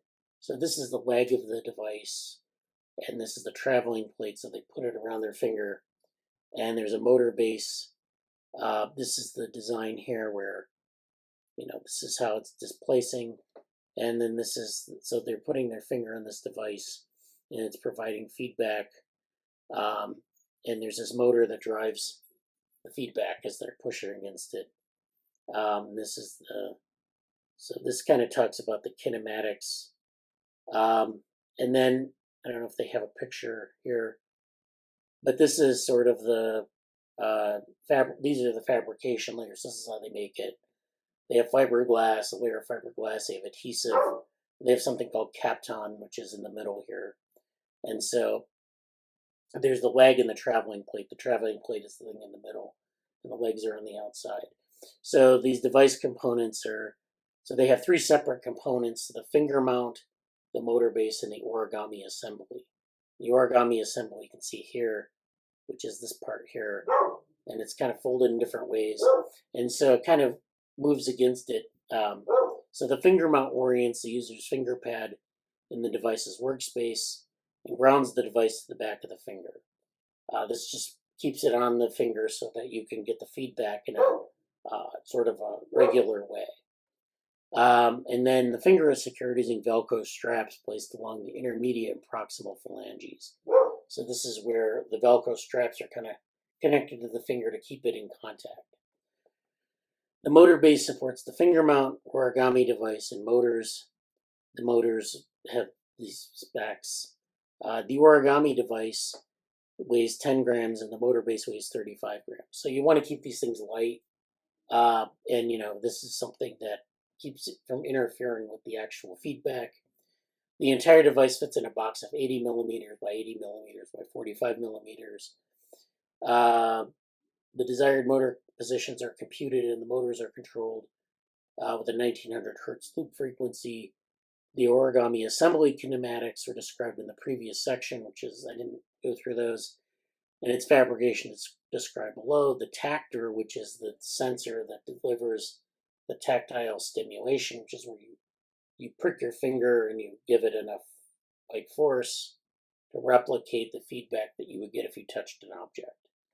So the tactor, which is the end effector of the robotic mechanism that interfaces with the user's skin, is attached to the parallelogram, which is this origami structure of the traveling plate of the origami assembly. So it allows for rotation about the z-axis. And then, so that's the fabrication method. I don't know if they talk, I'm not sure where they talk about the origami design, but this paper is interesting because they develop a specific technical solution to this problem, and people have been trying to do this for a long time. It's a very hard problem to kind of get at and do well. So this paper is demonstrating Kirigami haptic swatches for cut and fold haptic feedback mechanisms. So this is Kirigami, which is actually kind of like origami. It's a little bit different though. So Kirigami haptic swatches demonstrate how Kirigami and origami-based structures enable sophisticated haptic feedback through simple cut and fold fabrication techniques. We leverage 4 types of geometric patterns: rotational erection systems, split fold water bomb, the overlaid structure of these two, or yeah, I guess there are these two, and cylindrical origami. So this is like different ways that you design these different origami systems, and they're just folded folded materials that interact in certain ways. So these render different sets of haptic feedback. So sometimes some configurations deliver linear feedback, which is where you press a button and you get feedback, direct feedback. Bistable feedback, which is where sometimes it delivers one kind of feedback, sometimes it delivers another. Snap through, which I think is like where you push on it and it goes, it's like it snaps, but it goes through, so you get to push, but there's like this force against your pushing the button. So it's like a very rigid button press. And angular rotation force behaviors. So these are all like angular feedback, which is like where you press a button and there's an angular, it's like pushing you to the side. And so these are all different types of haptic feedback. In each structure, form factor and force feedback properties can be tuned through geometric parameters. We implemented software to automatically generate 2D patterns from desired haptic properties. We also showcased 5 example applications. So they have an assisted input interface, a rotational switch, a multi-sensory toy, a task checklist, and phone accessories. So this is actually, I don't know if I can zoom in here more on this image. These are the 4 primitives of these Kirigami haptic switches. So you can see here that the sort of thing that they're pushing against is this surface. It's like a button, but underneath the button, you have these folded like ridges or like these little pieces of thing that come up. So this is RES. So you have these things that kind of curve and they come up to the base of the thing that you press down on. So they have this feedback. They all displace in different ways, and they provide this sort of linear feedback that's a little bit nonlinear. I mean, the displacement is basically linear. You have a little bit of hysteresis there, but then you have bistable, so it's a little bit different. There's kind of like this, the force kind of goes outward, and then that's a bistable switch. So sometimes you get feedback that pops back up, sometimes it doesn't, it depresses, and you see the displacement here, this curve, and there's a little bit more hysteresis, but you have 2 modes of operation. The snap through, which is where you press down and it allows you to press down, but it delivers force as you're pushing it. This is a little bit more nonlinear, and this has like quite a bit of hysteresis. It's a single state, of course, but it's hard, it's hard to predict what the output will be. And then cylindrical origami, which is where you have this origami structure, which is materials sort of folded like this, and it's a button pressed downward, but it kind of curves as you push it down. So there's this, it's kind of like bistable, it's kind of linear. There isn't a lot of hysteresis, but it gives you this sort of bistable or bimodal response. So, these are 4 different ways you can design it. And a press button with physical materials underneath that give you different types of feedback. So that shows you kind of what the last paper too, what they were talking about. Then they were able to simulate this. They have a simulation tool where they can simulate the different configurations and show like how, what the output should be. And then this is kind of like a poster almost. But if I can get into this image here, this shows 5 example applications. This is a gaming keyboard where you have these buttons that have this structure, so it gives you this ability to like push and get feedback in different ways. You have this structure here, this cylindrical origami with a proximity sensor that allows you to, you can twist it up and down, and so you can get some feedback, haptic feedback from that process of twisting it up and down. And there's an output on the touch screen here behind it where you're actually turning a line segment. Then you have these cubes with buttons on them. So as you move the cube around, you can press the button and get feedback. So this C is actually a multi-sensory toy where you have different haptic buttons on the different faces. So you have different types of buttons on each face, and you press down on them. It's just a toy, so I don't know. It's just enjoyable, I guess. D is where you have a task checklist where you have different types of, where you have this SFWB type button. You press down on it, and that gives you a certain type of feedback. So different forces are needed to push each button. So you have to, maybe as you go down the list, you push harder. I don't know how it works, but it gives you some feedback with respect to your task. And then finally, this is a therapeutic phone accessory where it helps people addicted to smartphones stay away from the screen. If they press the button, it gives them a different type of feedback when they've spent too much time on the phone. Posters like this, they kind of go over potential applications. So, it's kind of one of those things where you kind of come up with applications and kind of put ideas out there. This paper talks about active origami platforms for human-robot interactions. And this paper actually talks a lot about how robots assist humans with a lot of challenging and repetitive tasks and also rehabilitation tasks. We need to really incorporate haptics into these type of technologies to really make them useful to humans. Robots need to overcome constraints in compactness, degrees of freedom, and mechanical performance. And so they also need to comply with human biomechanics if you have these human robot systems, because humans are using them as like things that they press, things that they touch, things that they throw or move around with their bodies. And so you need to have these human biomechanical aspects as well in their design. So let's see. So their mechanism should provide sufficient controllable degrees of freedom to enable multiple functionalities.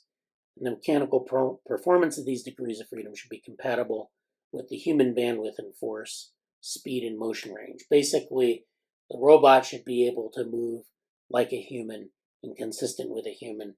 You don't want it moving too fast or too slow or not be able to keep up with a human's natural sort of force generation or movement, range of movement. So these are things that we need to consider when we design robots. And so these are things that you also need to incorporate into sensors and other types of haptic feedback. So, so I don't know if where they talk about the active origami part of it, but this is just another example of this type of paradigm. I guess this is a whole book. So it kind of goes through haptigami, which is a fingertip haptic interface of cutaneous force feedback, which is what we saw in the other 2 papers.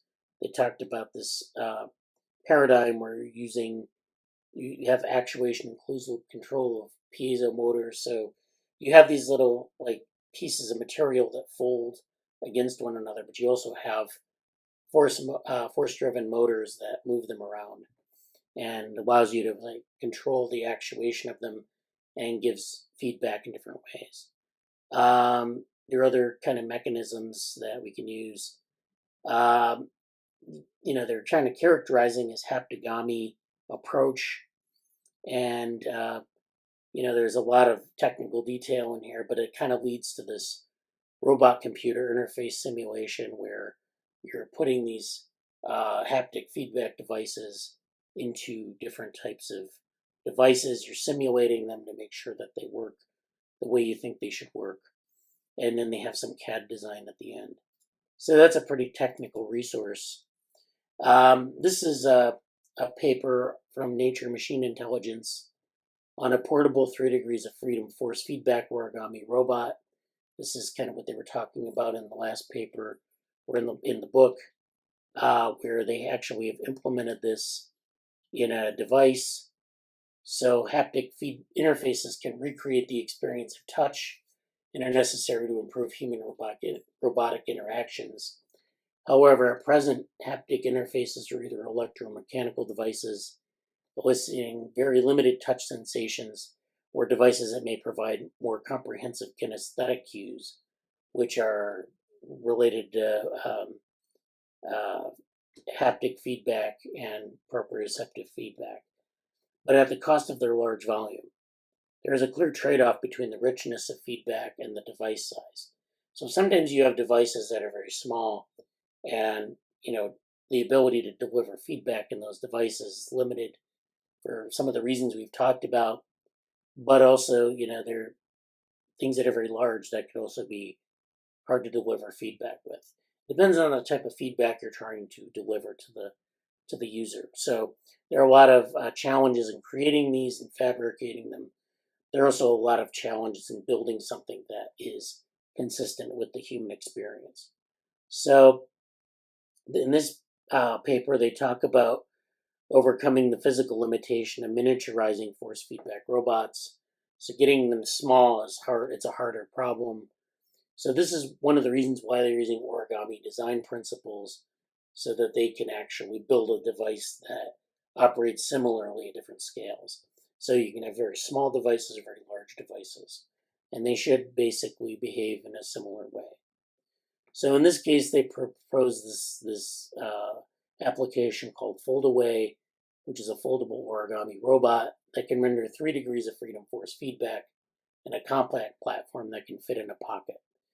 This robotic platform can track the movement of the user's fingers, apply a force of up to 2 newtons, which isn't much force, but still, and render stiffness up to 1.2 newtons per millimeter. So that's actually, not bad. We experimented with different human-machine interactions to demonstrate the broad applicability of foldaway prototypes. A portable interface for the haptic exploration of an anatomy atlas, a handheld joystick for interacting with virtual objects, and a bimanual controller for intuitive and safe teleoperation of drones. So there are a lot of different types of applications of this. This is a class of things called vibrotactile actuators. So they provide this feedback, but you have to consider mechanical design, control algorithms, and user interactions. So this is an example here of the device. This is a 3 degree of freedom device. It moves in the along the x-axis, the y-axis, and the z-axis. So it's forward and backward, side to side, and then depth, up and down. And so this is the controller here. You can develop it. So now you have to imagine that this feedback is being delivered in this miniaturization, in a miniaturized version. So it has to be down here in the base of this controller. And so, this looks like it's hand scale, but it's actually much smaller. So these are things, we have to make them at sort of small scales. And these features are hard to engineer at like small scales. This is 1 centimeter, and it's probably sub-centimeter at least. So this is something, that like you saw those origami designs, they're hard to really kind of do it that's fabricated at that scale. So you can see here on the bottom you have this thing that's folding over time. So this is over a half a second, this thing is flat here, and then it folds up along its legs, and then it folds into almost like a sphere or something approximating that. So you can see that these things can fold in short periods of time, and it delivers the kind of feedback that you need to be somewhat realistic. So it has to be quick, it has to be small, and it has to have this ability to conform to different shapes. This is another example here where they're fabricating it. These are some performance curves. And then these are some of the things that they're using feedback for. So this is anatomy where they're actually navigating through like a virtual model of a human anatomy, where they're able to get the heartbeat amplitude, the stiffness, and the vertical displacements. This is haptic interface for exploration of images with haptic content, where you can get feedback about different aspects of the anatomy. You have like the heart, and you get near the heart, you want to get some of these, get the sense that you're touching a human in those places. And like if you're trying to find their heartbeat, that you can find it. This is just the cursor moving along the anatomy. And then stiffness percentage. This tells you the stiffness of the surface. So the stiffness should vary because the different materials of the body vary over wherever you are on the body. So, and then there's vertical displacement, and we can measure these variables in putting together like some haptic feedback that's realistic. We can measure them and see what their value should be. This is where you have a virtual spring. You're pressing down on a button, and on the screen you're pressing on a ball. So you're pressing on the controller, and it should replicate the ball, the material, and the material properties of the feedback. And so you're using a VR tracker connected to this controller. There's a fold away push button. There's a force generated.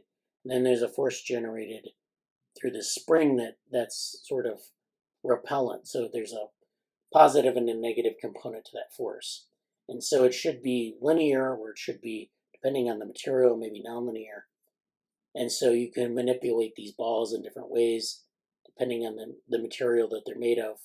But if they're made of a certain material, that should be consistent. So this last paper is Touch of Virtual Reality. This is an editorial from Nature Machine Intelligence. And this is virtual worlds are typically encountered through simulated visual and auditory perceptions. Incorporating touch can create more immersive experiences of the sense of agency. So this kind of goes through some, like there are papers that they talk about in this, usually these reviews that kind of talk about the problem. They frame it in a certain way, and then they talk about some of the articles that kind of talk about these things in more detail. So they kind of consider haptic feedback as this, part of the virtual world that can be simulated. So, we usually use visual and auditory perception. We use virtual objects, or we hear sounds, but we need to touch these things as well. And this is where they're getting in with and this is something that relates to human cognition. If you see a snake, you can hear a snake, but you also want to touch the snake to make sure that, to fully close the loop on that perception or that experience. So this is why haptic feedback, realistic haptic feedback is important. And so I'll post this folder on in the Slack for people to look at. But that's all I have for that. Any comments?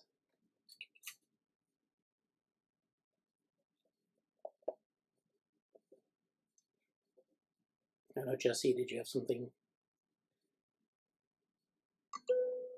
Okay. Yeah, that's great. Okay. So thanks for attending, Jesse. One more thing before we go, though. And I promised this. So this is some of the stuff I've been working with the volumetric web. The volumetric web is basically, this is something that if you have a Magic Leap device, you can do. There's a program called Helio on it that allows you to open up a web browser. The web browser is like in a volume. And so you open it up, and then you can move it around. You can size it in different ways. but the web browser has a volume, meaning it has a depth as well as a width and a height. And so what you can do there is you can, first of all, move it around your space, around your body, but also you can take things out of the, take objects, three-dimensional objects, out of the document and put them into space where you can then manipulate the objects. So it's a really cool, interesting technology.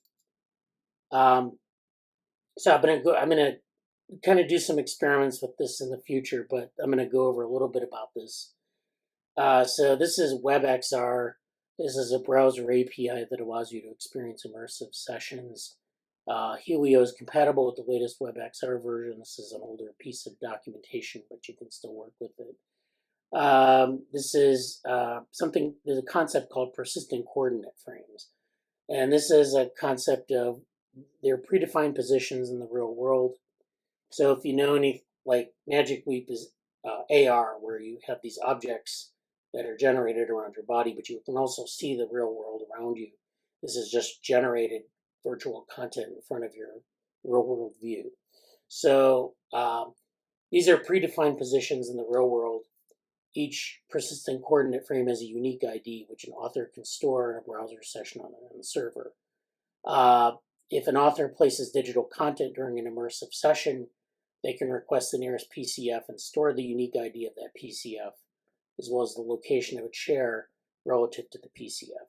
So that means you can actually place information in the environment around real objects in the environment. So you have your environment mapped, you have the ability to put things in a certain place, sort of as a reference point, and then when you start up your program again, your browser, the author can retrieve these unique IDs and put things back into that location.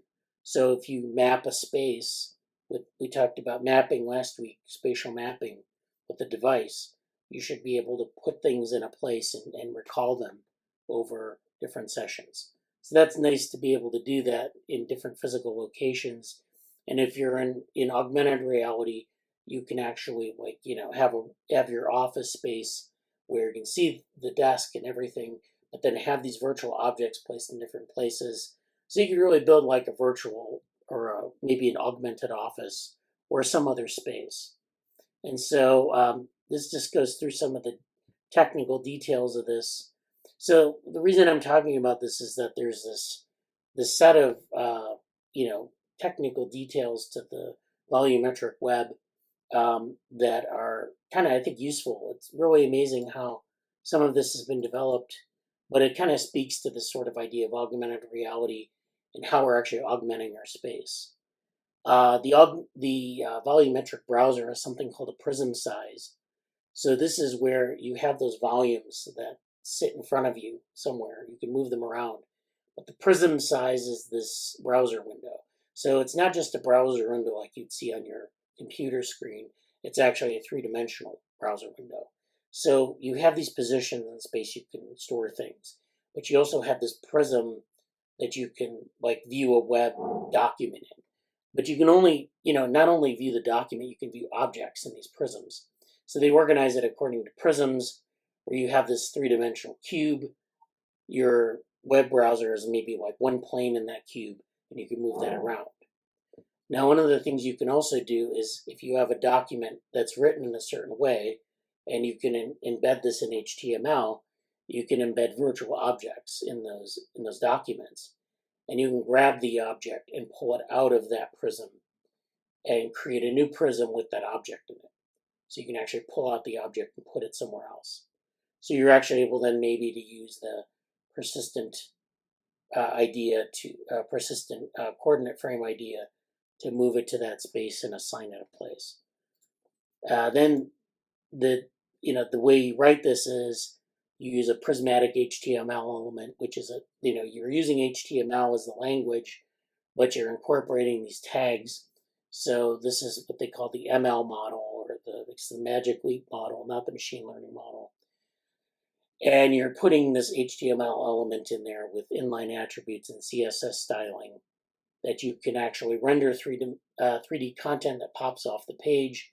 So what they've done in their version of this is to make objects that come out of the document and create a new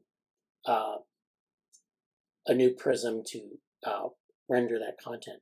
So I really like the way they approach sort of the spatial web, some of how to organize content, and using sort of basic HTML to do this. I'm going to work on some of this in future months. I've made it a sort of a project for myself to work on some of this, and I'm going to have like some demos to show you soon. But this is something that thinking about like how to incorporate some of these virtual and augmented technologies with things that we're more used to, like the web or like other things. This is where I want to kind of go towards, and I think it's useful for people because I think there's a lot of potential here. But yeah, so those technologies are already developed. It's not. We just have to kind of use them. So okay, Jesse said I didn't hear very well. Is it volumetric web or volumetric lab? It's web. So it's like the World Wide Web, but it's volumetric. So it's like three-dimensional. There are prisms. There are these reference points, and you can move things around in different ways. So a few notes on the haptics stuff that we were doing. So first of all, this is an example of a haptic controller. This is something I worked with in about 2010. So that was a pretty sort of out there device for the time. It's the Novant Falcon. The idea is you grab that knob at the end, which had some buttons on it, and you could move it in 3 degrees of freedom. So you can move it up and down, side to side, and inward and outward. So it would give you that sort of 3-degree of freedom touch feedback. You'd push into something on the screen, you'd move it up and down, side to side. And they had an application that you could put on your computer, and one of the demos was that they would model different spheres of different materials. So they had it worked out so that you could have a ball of ice, or a ball of rubber, or a ball of, I think, molasses, tar. There were all these different metal, all these different surfaces that you could play with. And the idea is you could explore the surface of those balls through tactile interaction. So you'd move this ball around, you'd push it in, you'd pull it around the sides, and it would give you the sensation that you're actually touching the ball with your fingers. And so the sort of the force feedback and the resistance of the material were replicated in this device. And I recall that you could actually characterize a lot of those differences in things like EMG and other types of sort of qualitative or anecdotal measurements. So that was in 2010, and things have been improved upon since then.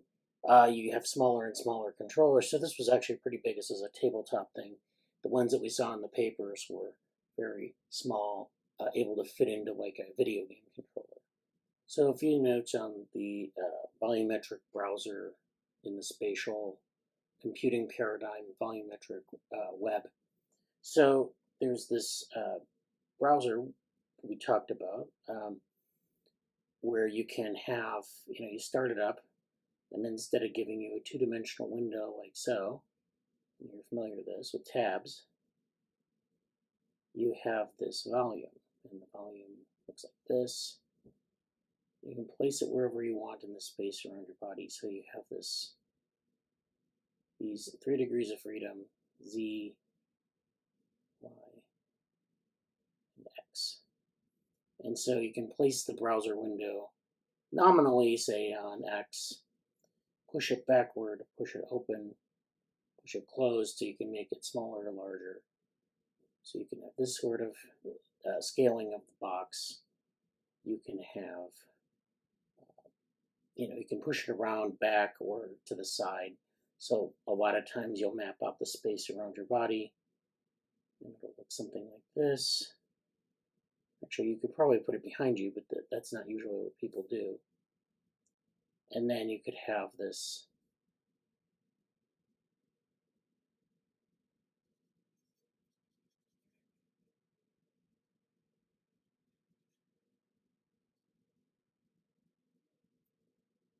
So one of the things you could do is put things around the space around your body like this. It's usually a spatial volume. in front of you. Sometimes you could put it in back of you, but I don't think anyone does that. The point being is you can move a window here to the volume, have a volume here,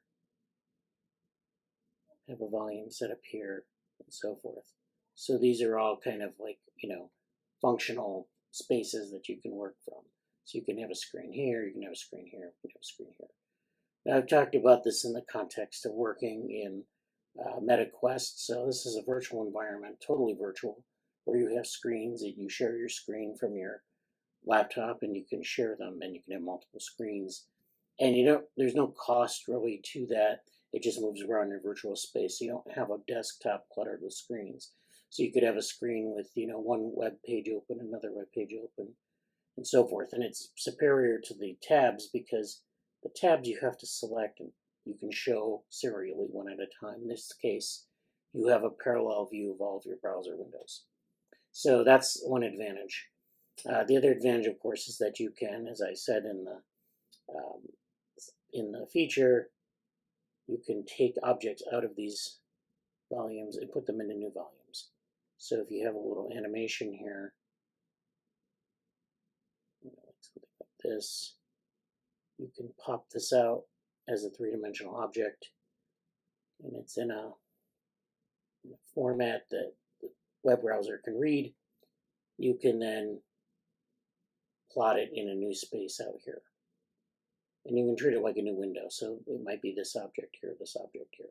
The advantage of that is you can interact with things in space. You have this ability to pull things out of a two-dimensional space into three-dimensional space. Cool. Yeah, I'm really interested in that too. And I know I've kind of said, oh, I looked at my like virtual office stuff, but I also think it might be useful. And like, I'm not gonna. I probably won't have. I'll be happy to have you kind of. I think you're gonna do some of the trailblazing work, Yeah. but I would like to contribute to it eventually in the sense of I have some ideas for like how this could affect. It's kind of stuff under the education banner, but also like some things. I think I see some application for this in terms of the first conversation we had today about like theory building and creating some space for those kind of discussions. I'm really curious about that. So I appreciate you taking the time to push all that forward. Yeah. Yeah, so Vrushali said, I've seen things like that with virtual desktop. Yeah, virtual desktop's another thing we can integrate into this. So, you can take like your desktop and move it into a VR system or an AR system. And it's really like you can do that with a web browser. Like there's Google Desktop and other tools. So you can actually, or you can bring your virtual world out onto your desktop. And so there are a lot of ways you can project a lot of that stuff. And the problem, of course, with virtual desktop is like there's lag sometimes. But I think if you're building a virtual office, you want to have a mechanism for which to use sort of the more conventional tools that we use in doing things, and then bring them into these environments. So yeah, definitely there's a connection there. Volumetric web and VIR desktop is related. So yeah, volumetric web is just simply the framework for rendering these things. You could have a virtual desktop come into that, so you could actually do things from your desktop, and you can't do like a volumetric web thing on your desktop yet, but you could bring it into an environment where you could actually do that, and you could actually have like a more conventional, because your desktop, you have more conventional tools. You have a web browser, a regular two-dimensional web browser, like things like a text editor, meeting space, more conventional meeting space. So you can interact, those two things interact, and you can combine them in different ways. That's one of the things I've been doing experiments with, see how those things can be combined and how easy they are to use, which they are not easy to use. But that's another hurdle for a lot of this, getting that to work decently. So Jesse had a question about EGRT. Yeah, and I'm not going to get into this. It's just a quick thing, and I might follow up in Slack about it. So as we kind of know, good regulators have enough, I don't know, literacy or the means by which to they can account for all the states of that what they're trying to regulate, basically. And I'm curious, 'cause I want to dive more into this about this. Um, how I'm curious how Ashbeer and company talk about like what happens, what basically I want to find out a little more about how they talk about when there isn't enough, when there aren't enough states by the regulator to account for the states of the individual person. Like I kind of want to find more language about what that is between the regulator and the regulatee, basically, and what how they talk about that, because I think that's relevant to some of the things we're looking at, as it's always, you know, in the background anyway. But I don't know if that's something people know offhand just by knowing the theory better, or the theorem better, or just something to look in the papers, basically. I'm not sure they work that out. And then what we've been talking about and sort of the things that we've been doing is that it's not, you know, if you don't have enough, if the regulator doesn't have enough states to classify what it's trying to regulate, there's often this sort of mismatch or maybe even Right. like undersampling or oversampling. So like Mm. it's trying to put, maybe if you have like 1,000 states in the thing you're trying to regulate, you have 3 states. You're just going to be putting a lot of variation in 3 different categories. And so that's a problem because it doesn't differentiate enough.